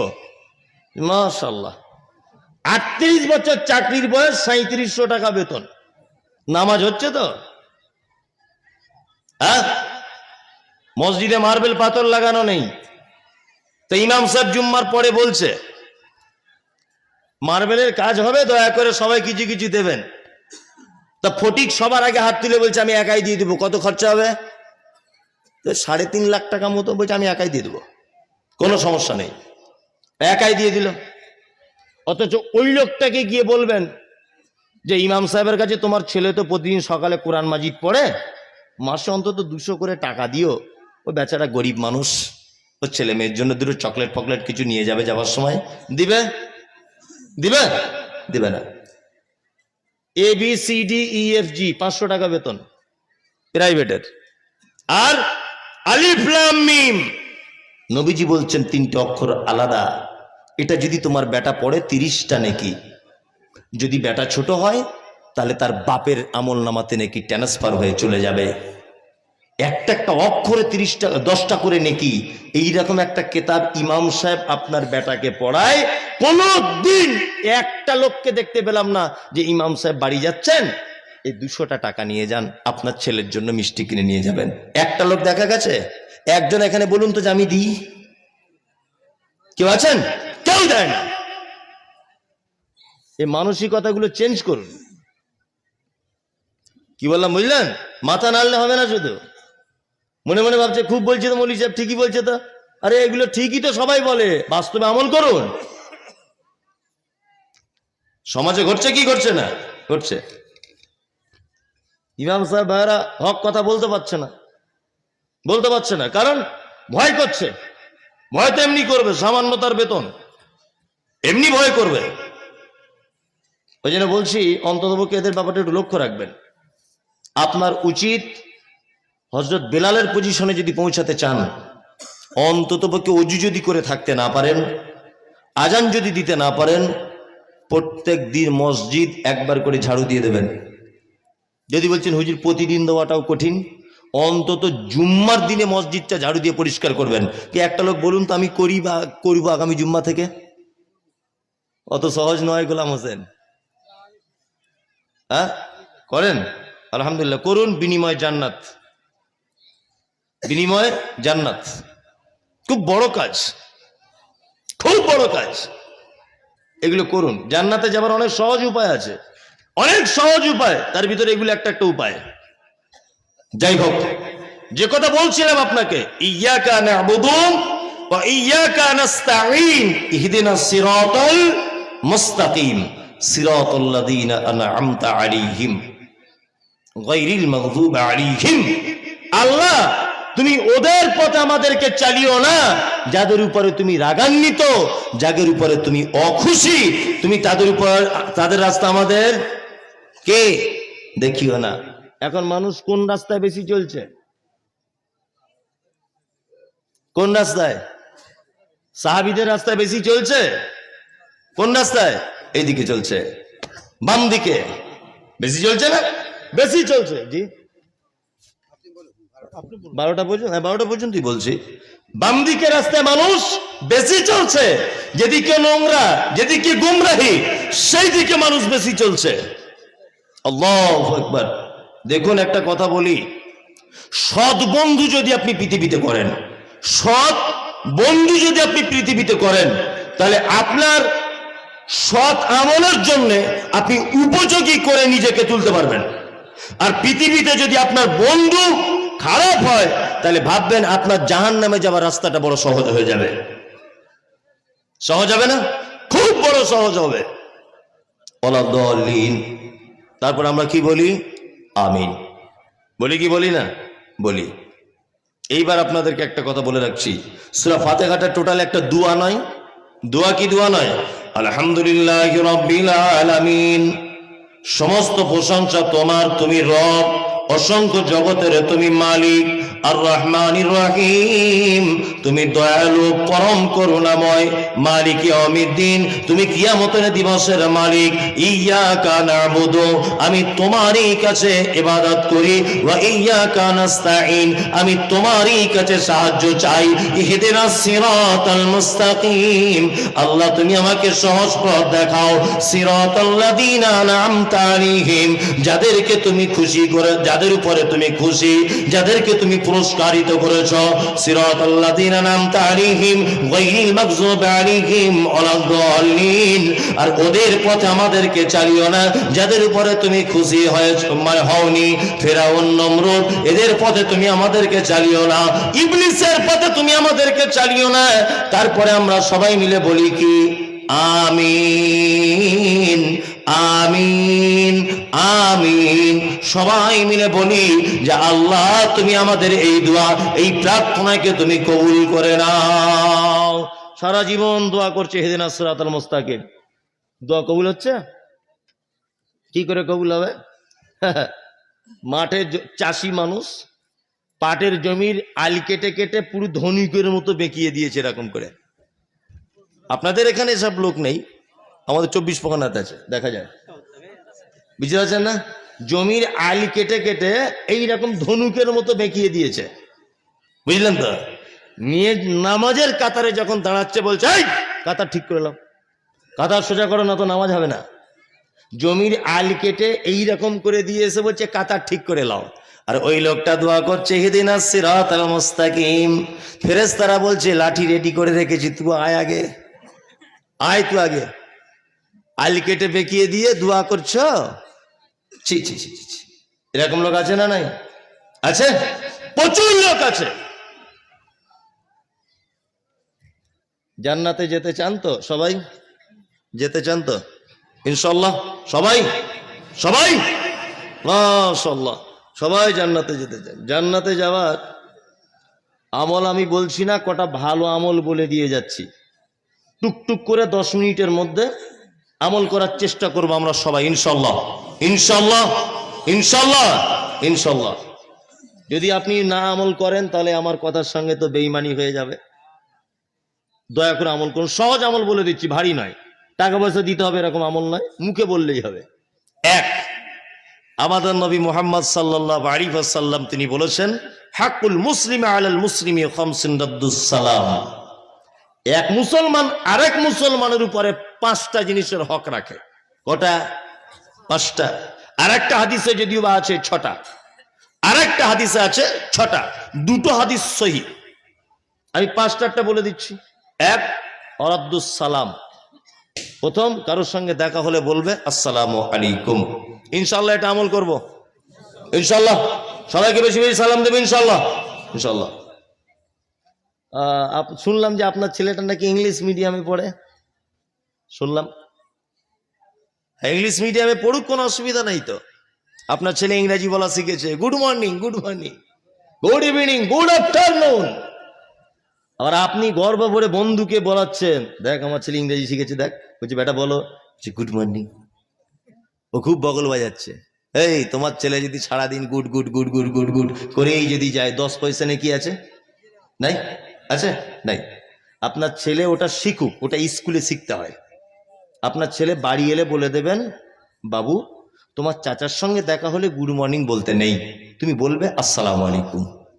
ইনশাআল্লাহ আমি আমার ছেলেকে বলে দেবো, আপনি আপনার ছেলেকে বলে দেবেন। নাম্বার 2, সালামের কিছু পদ্ধতির কথা আপনাকে বলে দিই। এক, যে লোক চলে যাচ্ছে আর কিছু লোক বসে আছে, সালাম দিবে কে? চায়ের দোকানে বসে আছে 20 জন, আর একটা লোক সাইকেল নিয়ে চলে যাচ্ছে, সালাম দিবে কে? যে চলে যাচ্ছে ও দিবে। আচ্ছা, সালাম ছোট বড় বয়সের আছে, কে আগে দিবে? বলছি ছোট বড় আছে দুজনা, তবে 2 রকমের পদ্ধতি ইসলামে আছে। আল্লাহ রসুলও কখনো শিশুদের সালাম দিয়েছেন, আবার কখনো শিশুরা আল্লাহ রসুলকে সালাম দিয়েছেন। দুটাই পদ্ধতি ঠিক। 2, 3, আল্লাহ পবিত্র আল কোরআনে বলছেন ইয়া আইয়ুহাল্লাযিনা আমানু, এই তোমরা যারা ঈমানের স্বীকৃতি প্রদানকারী শোনো, লা তাদখুলুল বুয়ুতা গায়রা বুয়ুতিকুম, তোমরা এক অপরের বাড়িতে যখন প্রবেশ করবে তখন দরজায় দাঁড়িয়ে বলবে আসসালামু আলাইকুম, আসসালামু আলাইকুম, আসসালামু আলাইকুম। উত্তর নেই, আপনি বাড়িতে চলে আসুন, তার বাড়িতে ঢোকার প্রয়োজন নেই। ইসলাম যে কত সুন্দর, কত সুন্দর একটা জীবন ব্যবস্থা, আপনি অবাক হয়ে যাবেন। রাত 2টোতে আপনার আব্বা মারা গেছে, রাত 2টোতে, এটা আমার কাছে খবর ছিল না। তা আপনি বাজারে কাফন কিনতে এসেছেন দোকানে, আপনার সঙ্গে আমার দেখা হলো ফার্স্ট মর্নিং এ, আপনাকে দেখা করি, বললাম আরে গুড মর্নিং ভাই, কেমন আছেন? ও মনে মনে কি বলবে, আমার আব্বা মারা গেছে, আর বলছে গুড মর্নিং। গুড মর্নিং মানে শুভ সকাল, তাই না? মানে আপনার দিনটা ভালো হোক, শুভ হোক, এটাই তো। তা বলুন, যে লোকটা রাত 2টোর সময় আব্বা মারা গেছে তাকে যদি বলা হয় গুড মর্নিং, ও রাগ করবে কিনা হাসবে? কোনটা? রাগ করবে? করবে কি করবে না? কিন্তু ওই লোকটাকেই যদি বলা হয় আসসালামু আলাইকুম ভাই, বলুন তো লোকটা খুশি হবে কি হবে না? হবে। তোমার উপরে শান্তি বর্ষণ হোক। আপনি আপনার বাড়িতে, নিজের বাড়িতে ঢুকলেও সালাম দিয়ে ঢুকবেন, কারণ আপনার স্ত্রী বাড়িতে আসে, আপনার মেয়েটারও 16-17 বছর বয়স, আপনি বাড়ি ছিলেন না বলে শীতকালে গোসল করে আপনার স্ত্রী আর আপনার মেয়ে দুজনে একটু মানে জামা কাপড় এলোমেলো, আপনার মেয়ে 16-17 বছর বয়স, গায়ে ওড়না টোন্না নেই, মা বেটি দুজনা বসে আসে বলে রোদ্দুরে চুল টুল শুকাচ্ছে। আপনি যদি হঠাৎ করে বাড়িতে দরজা খুলে ঢুকে যান, বলুন তো দেখি আপনার মেয়ে আপনাকে দেখে লজ্জা পাবে কি পাবে না? অবশ্যই পাবে। ইসলাম কত সুন্দর। ইসলাম বলেছে তুমি আগে সিগন্যাল দাও। কি সিগন্যাল? আসসালামু আলাইকুম খাদিজা, ও খাদিজা, মা দরজাটা খোলো মা। আপনি একটু সাড়া দিলেন, সালাম দিলেন, মেয়ে সচেতন হয়ে গেল, ও লজ্জায় পড়লো না, আপনিও লজ্জায় পড়লেন না। সালাম দিলেন কি কটা? কটা? 10টা। যত অক্ষর বাড়াবেন তত 10টা করে নাকি। চলুন, ওয়ায়াদাতুল মারিজ, আল্লাহ নবী বলেছেন এক মুসলমান আরেক মুসলমানের উপরে হক, সে যেন অসুস্থ মানুষকে দেখতে যায়। ফাউ ফাউ নেকি ইনকাম, ফ্রিতে। ফজরের নামাজ পড়ে বাড়ি যাচ্ছেন কেন? আপনি দেখছেন যে পাড়ার একটা লোক অসুস্থ, তার বাড়িতে যান, তার মাথায় হাত দেন, অসুস্থ লোকটার দোয়া বলুন, লা বাসা তাহুরুন ইনশাল্লাহ। চাচা কোন ডাক্তার দেখাচ্ছ? না বহরমপুরের রফিকুলকে দেখাচ্ছি। না না না, ও ডাক্তার হিসেবে ভালো না, তুমি এক কাজ করো, ওই শ্যামল ব্যানার্জিকে একবার দেখাও। খাওয়া দাওয়া কি করছো? না আলু সিদ্ধ আর ভাত। আচ্ছা আচ্ছা ঠিক আছে, ডাক্তার যদি তাই বলে তাই খাও। এই সহানুভূতি দেখিয়ে আসবেন, 2-4টে কথা বলবেন, এই দুয়াটা বলে আসবেন। নবীজি বলেছেন যদি কেউ সকাল বেলাতে যায়, সন্ধ্যা পর্যন্ত আসমানের ফেরেশতারা যে রুগী দেখতে গেছে তার জন্য দুয়া প্রার্থনা করে। কি বলছি বুঝতে পারছেন? তাহলে লস হলো না লাভ হলো? লাভ হলো। এবার আপনাকে বলছি, আপনি আমাকে একটা ভালো পাঞ্জাবি কিনে দিলেন, আমি দোয়া করছি রব্বানা আতিনা ফিদ দুনিয়া, আল্লাহ আমাকে পাঞ্জাবি দিয়েছে, ওকে তুমি মাফ করে দাও না। সারাদিন দোয়া করছি, বলুন তো দোয়া কবুল হওয়ার কোনো গ্যারান্টি আছে? নাই। কিন্তু ফেরেশতারা যদি আপনার জন্য দোয়া করে, কবুল হবে কি হবে না? হবে। এগুলো ফাও ইনকাম। যদি কেউ রাত্রে বেলাতে যায়, সন্ধ্যা বেলাতে, সকাল পর্যন্ত ফেরেশতারা দোয়া করবে, কেউ সকালে গেলে সন্ধ্যা পর্যন্ত দোয়া করবে। ইনশাআল্লাহ আমরা প্রতিবেশী কেউ অসুস্থ হলে তার সঙ্গে দেখা করতে যাব, ইনশাআল্লাহ। ইনশাআল্লাহ। ওয়া ইত্তিবাউজ জানাইজে, কেউ মারা গেলে তার জানাজা পড়তে চলে যান। তাও সবার যাবেন না, কিছু কিছু লোকের না যাওয়াই ভালো, শিক্ষা দেওয়ার জন্য। শিক্ষা দেওয়ার জন্য। যেমন 60 বছর বয়স লোকটা মারা গেল, দাড়ি নাই, বড় বড় গোঁপ, এক ওয়াক্ত নামাজ পড়েনি। বোঝার চেষ্টা করুন, এক ওয়াক্ত কোনোদিন নামাজ পড়েনি। আল্লাহ যারা নামাজ পড়েনি তাদের ব্যাপারে বলতে গিয়ে কি বলেছেন? তারা ডাইরেক্ট জাহান্নাম চলে যাবে। পৃথিবীর কোনো কেউ তাকে বাঁচাতে পারবে না। বাঁচাতে পারবে? কোন লোক যদি নামাজ না পড়ে তাহলে তার থাকার জায়গা জাহান্নাম। আমি বলছি না যে আপনি পড়বেন না, আমি বলছি যে যেন এটাতে দেখে আর 5 জন শিক্ষা পায় আপনাকে দেখে, যে না ওরে বাবা নামাজ পড়তে হবে, নামাজ পড়তে হবে, তাছাড়া গ্রামের লোক আমার জানাজা পড়বে না, এই ভয় যেন তার ভিতরে কাজ করে। আপনাকে পড়তে মানা করিনি, আমি ফতোয়া দিয়েছি, আমি ফতোয়া দিইনি, আমি বলতে চাইছি ও যাতে শিক্ষা পায় আপনার থেকে। 3, ইজাবাতুদ দাওয়াতি, কেউ দাওয়াত দিলে বৈধ দাওয়াত তুমি কবুল করে নাও। ইনশাআল্লাহ বৈধ দাওয়াত কবুল করব ইনশাআল্লাহ। ইনশাআল্লাহ আপনাদের এই মুসলমানি হলে অনুষ্ঠান হয়, এটাতে আপনাকে এখন কেউ দাওয়াত করেছে, কি করবেন? ওই জাননি এরকম একটা বাপের বেটা বলুন তো যে আমি যাইনি। 1 জন, 2 জন, 3 জন, 4 জন, 5 জন, 6 জন, 8 জন, 9 জন হলো, মানে এত বড় প্যান্ডেলে 9 জন। এই খানা তো ইসলামে নিষেধ। মুসলমানি মানে চামড়াটা কেটে দিতে হবে, আপনি নিজে নিজে বটি করে কেটে দিতে পারেন, কোনো সমস্যা নেই যদি আপনার জানা থাকে, বুঝলেন না? চাকু দিয়ে আপনিও নিজে কেটে দিতে পারেন যদি আপনি জানেন। এর কোনো পদ্ধতি নাই। নানিকে দাওয়াত করছে, ফুপুকে দাওয়াত করছে, সবাই আসছে, দাদু আসছে, একজন চোখ ধরে রাখছে, একজন ঠ্যাং ধরছে, একজন মুখে ডিম দিচ্ছে, আবার মা দেখছি পুকুরে গিয়ে নেমে বসে আছে। কেন গো খালা? বলছে আমার ছেলের জ্বালা কম করবে আমি পুকুরে থাকলে। এসব গ্রাম্য পদ্ধতি আছে না নেই? আছে, আছে। ওই চামড়াটা দেখেছি ছোটতে আমরা, ওই চামড়াটা আবার মেয়েরা দেখছি চালে লাল সুতো দিয়ে বেঁধে রাখছে। খালা এ কি সর্বনাশ? বলছে চামড়া যত শুকোবে আমার ছেলেরও তত শুকোবে ওই জায়গাটায়। আল্লাহ, কি ভ্রান্ত আকীদা! এগুলো আছে না নেই? এরকম কুসংস্কার আছে না নেই? আছে, এটা হারাম। ইসলামের খাতনা বা মুসলমানি দেওয়ার এই ভোজ বা অনুষ্ঠান করা ইসলামে অবৈধ, চলবে না। নাম্বার 2, মানুষ মারা গেলেও তো আপনাদের এলাকাতে এরকম হয়, কিছু লোক করে না? ইমাম সাহেব জানাজা সাইডে দাঁড়িয়ে বলছে এই আপনারা সবাই 40-এর দিন আসবেন, অবশ্যই 2টো ছেলে দাওয়াত করেছে 22 তারিখে, বলছে না? ইমাম সাহেব জানাজার আগে দাঁড়িয়ে বলছে এই গোলাম হোসেন ভাই মারা গেছে, কেউ ঋণ করে থাকলে তার ছেলেদের বলবেন, আর ভুল ত্রুটি করে থাকলে ক্ষমা করে দেবেন। মেয়েদের তরফ থেকে 30 খতম, ছেলেদের তরফ থেকে 15 খতম, আর ওর 4 বেটি মিলে 3 খতম, সব ওর নামে বক্সে দিতে হবে। দোয়া করে দেন যাতে আল্লাহকে ক্ষমা করে দেয়। আর আল্লাহ কি বলছেন? আল্লাহর ভাষা, আল্লাহর ভাষা হচ্ছে মা সালাকাকুম ফি সাকার ক্বালু লাম নাকু মিনাল মুসাল্লিন। একজন জাহান্নামীকে জিজ্ঞাসা করা হবে তুমি কেন জাহান্নামে ঢুকেছো? ও তখন বলবে ক্বালু লাম নাকু মিনাল মুসাল্লিন, সব ভালো কাজ ছিল, নামাজ পড়িনি তাই জাহান্নামে এসেছি। তার মানে বেনামাজি মারা গেলে থাকার জায়গা কোথায়? জাহান্নাম। এখন এর জন্য যদি 32 খতম বক্সে দেওয়া হয় আর 4টে এঁড়ে গরু কিনে যদি ভোজ করে খাইয়ে দেওয়া হয়, তবুও জান্নাতি নিয়ে যাবে বলে মনে হয়? হয়? ইসলামে নেই, ইসলামে নেই। নাম্বার 3, পণ প্রথা। এগুলো মুর্শিদাবাদে চলে? এই বিয়েতে টাকা পয়সা নেওয়া দেওয়া চলে? আদেশ করিল আল্লাহ পবিত্র কোরআনে, আর বিবাহ করিতে যত আদম সন্তানের, কোরআনে আদেশে আল্লাহ যদি না করিত মানুষের বংশ সব ধ্বংস হয়ে যেত।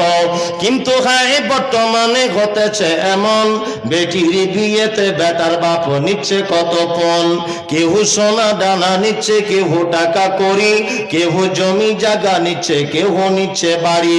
আবার কত বাপজি বলে নিব না গোপন, বেটা বেটি সাজিয়ে দিক বিয়াই আপন। টাকার বেলায় সাধু সাজে, জমির বেলায় চোর, বর্তমানে বেটার বাপ এমনি হারাম খোর। চোর লোকে চুরি করে অন্ধকারে হলে, বেটার বাপ করে চুরি দিনের উজ্জ্বলে। বহরমপুর হাটে শুনি বিক্রি হয় পাঁঠা, পাঁঠার মতো বিক্রি করো তোমরা নিজের বেটা। হায়রে বেটার বাপ তুমি এমনি লোভী হলে, পাঁঠার মতো বেটা বিক্রি করিলে। তোর জন্য কত নারী বিষ পান করে, কত নারী গলায় দড়ি দিয়ে ঝুলে পড়ে। এর জন্য কে বাদাই জানো বেটার বাপ, শত শত বেটির বাপরা দিচ্ছে অভিশাপ। কথা বাস্তব না অবাস্তব? বাস্তব তো, বাস্তব। হাজি সাহেব টাটকা হজ করে এসেছে, টাটকা। হাজি সাহেব বেটার বউ দেখতে গিয়ে বলছে মা লেখাপড়া জানো? বলছে হ্যাঁ জানি। তোমার আব্বারা সব বংশ তোমাদের সব কি করে সব জেনে নিল, সব ঠিকঠাক, মেয়ে দেখে পছন্দ। মেয়ের বাপ তখন বলছে হাজি সাহেব লেওয়া দেওয়া কিছু আছে নাকি? হাজি সাহেব বলছে আস্তাগফিরুল্লাহ, টাটকা হজ করে এসছি আমি। আপনি কি কথা বলছেন? যা জানে আমার বড় জামাই জানে। এর কাঁচা কুঞ্চি করে পাছার চামড়া তুলে দিতে হবে হাজি সাহেবের। বিয়াদব, ছেলে জন্ম দিয়েছো তুমি আর বড় জামাই এসে সেটিং করবে? হ্যাঁ, এরকম হাজি সাহেব দেখতে পাওয়া যায় কি যায় না? এরকম লোক দেখতে পাওয়া যায় কি যায় না? যায়। বলছে যা জানে আমার বড় জামাই জানে।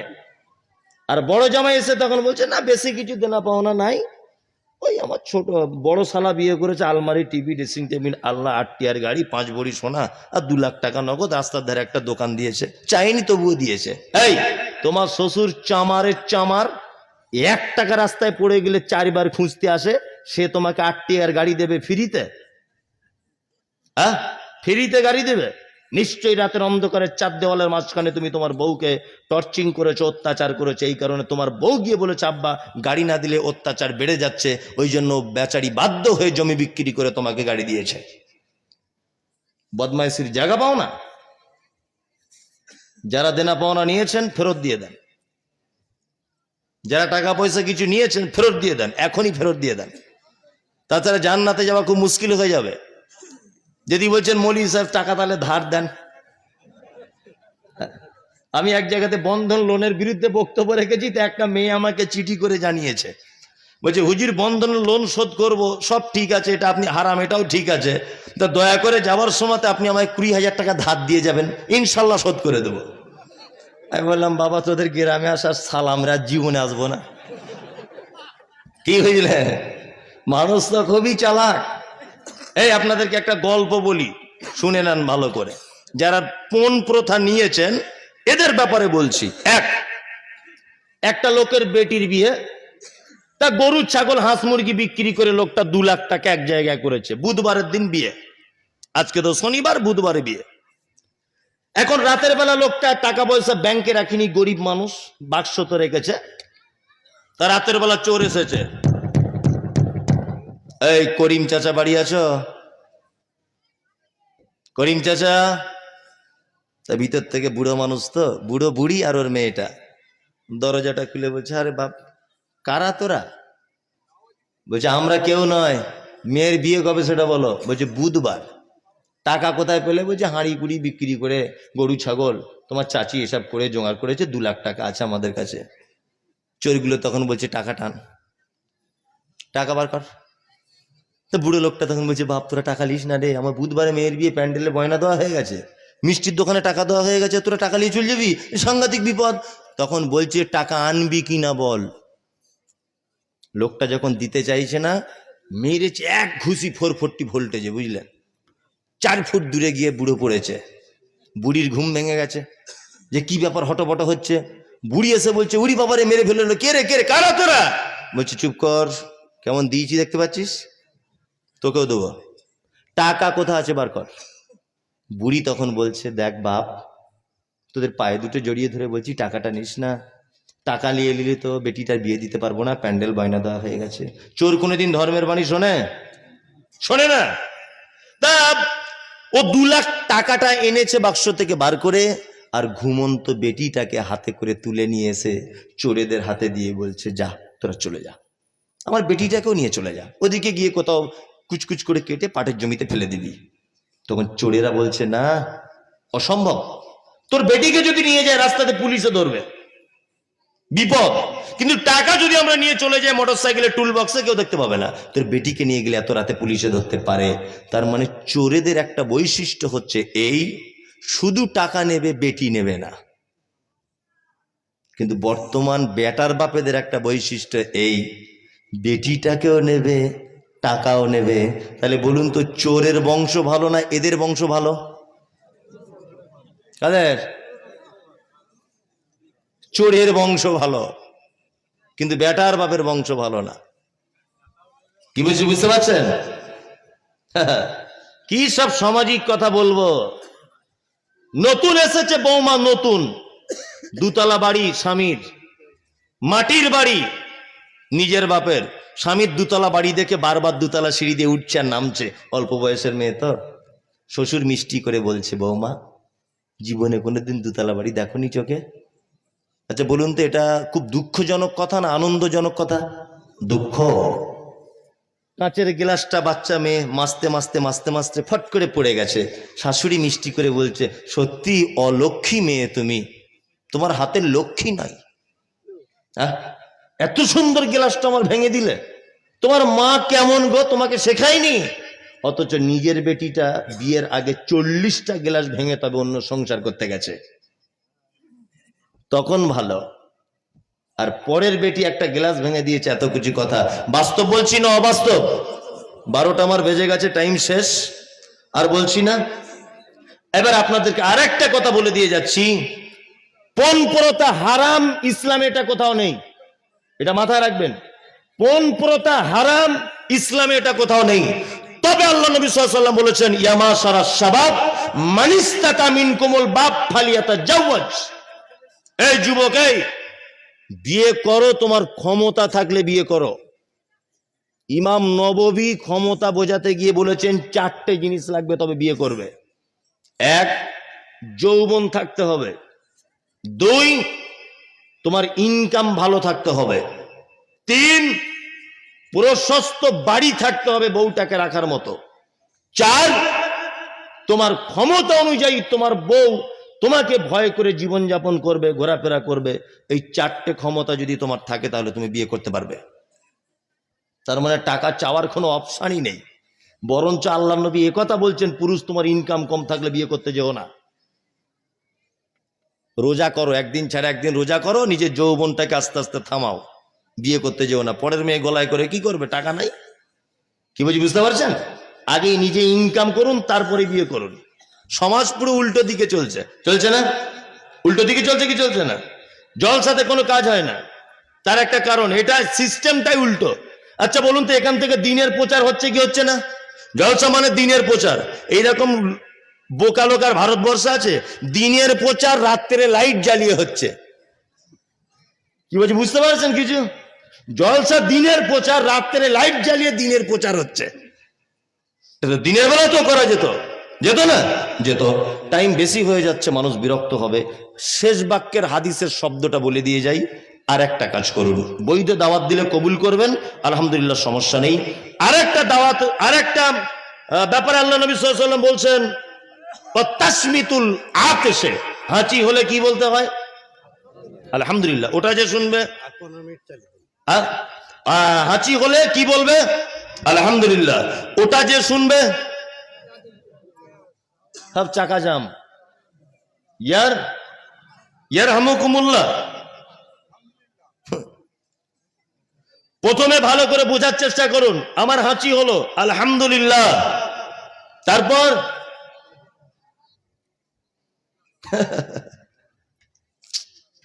কে বলছেন এদিকে? বলুন বলুন, ভয় নেই, আমি তো কিছু মারবো না আপনাকে। ইয়ারহামুকাল্লাহ, ইয়ারহামুকাল্লাহ যে শুনবে সে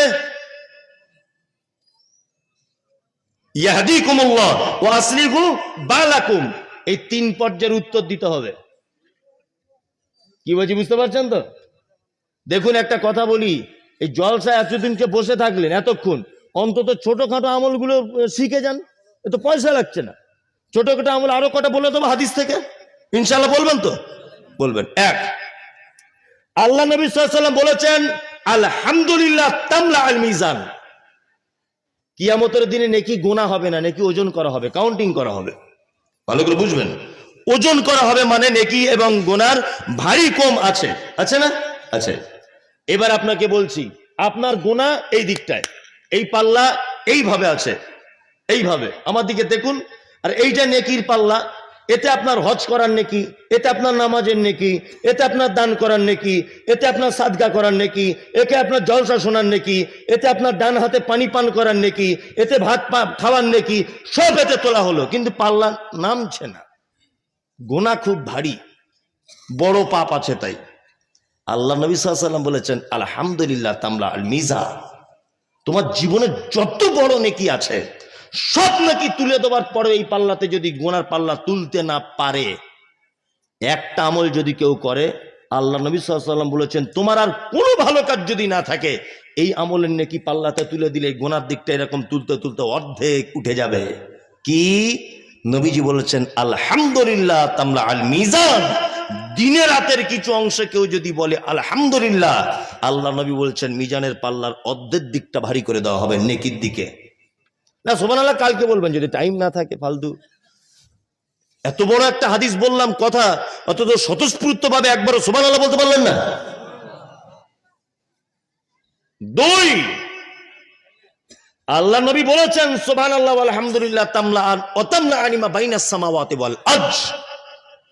কেউ যদি সুবহানাল্লাহ আলহামদুলিল্লাহ মিলিয়ে যদি বলে, আসমান জমিনের মধ্যবর্তী কোনো জায়গায় তার নেকি লিখতে বাকি থাকে না। বিশ্ব নবী বলেন কোন মানুষ যদি এই তাসবিহ করে সুবহানাল্লাহি ওয়া বিহামদিহি সুবহানাল্লাহিল আযীম, আমার সাথে পড়ুন একবার বলা হয়ে যাক, সুবহানাল্লাহি ওয়া বিহামদিহি সুবহানাল্লাহিল আযীম, এইটা যদি কেউ বলে, তাহলে নবীজি বলেছেন তার দরিয়ার ফেনা সম পরিমাণ পাপ থাকলে আল্লাহ ক্ষমা করে দেয়। তবে সেটা সাগীরা পাপ হতে হবে, কাবিরা পাপের জন্য তওবা শর্ত আছে। চলুন, মুহাম্মদ সাল্লাল্লাহু আলাইহি ওয়াসাল্লাম তিনি বলেন কোন মানুষ যদি ফরজ নামাজের পরে তাসবিহ তাহলিল করার পরে এই দোয়া যদি বলে, আল্লাহু লা ইলাহা ইল্লা হুয়াল হাইয়ুল কাইয়্যুম লা তাখুযুহু সিনাতুন ওয়ালা নাউম, আয়াতুল কুরসি যেটা বলে, এটা যদি কেউ তেলাওয়াত করে, নবীজি বলছো জান্নাতে চলে গেছে। যায়নি কেন? বলছে মরেনি তাই ঢুকতে পারেনি। কি বলছে বুঝতে পারছেন? এই ছোটখাটো আমলগুলো করবে ইনশাআল্লাহ, ইনশাআল্লাহ। এতক্ষণ পর্যন্ত যেগুলো হাদিস কোরআনের আলোচনা হয়েছে, আল্লাহ তুমি আমাদের সকলকে আমল করার তৌফিক দান করো, আমিন আমিন আমিন। আমার জন্য দোয়া করবেন, আপনাদের জন্য দোয়া করব। জি আমি মুসাফির, আপনাদের জন্য আমি দোয়া করব। আর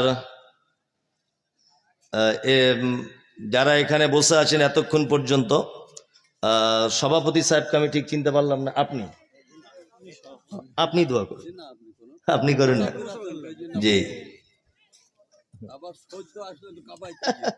জি জি জি, ওমরাতে আবার যাবো ইনশাল্লাহ। আমি একটা ট্রাভেলসও খুলেছি, সহি সুন্নাহ ট্যুর অ্যান্ড ট্রাভেলস, ওমরায় যাওয়ার জন্য।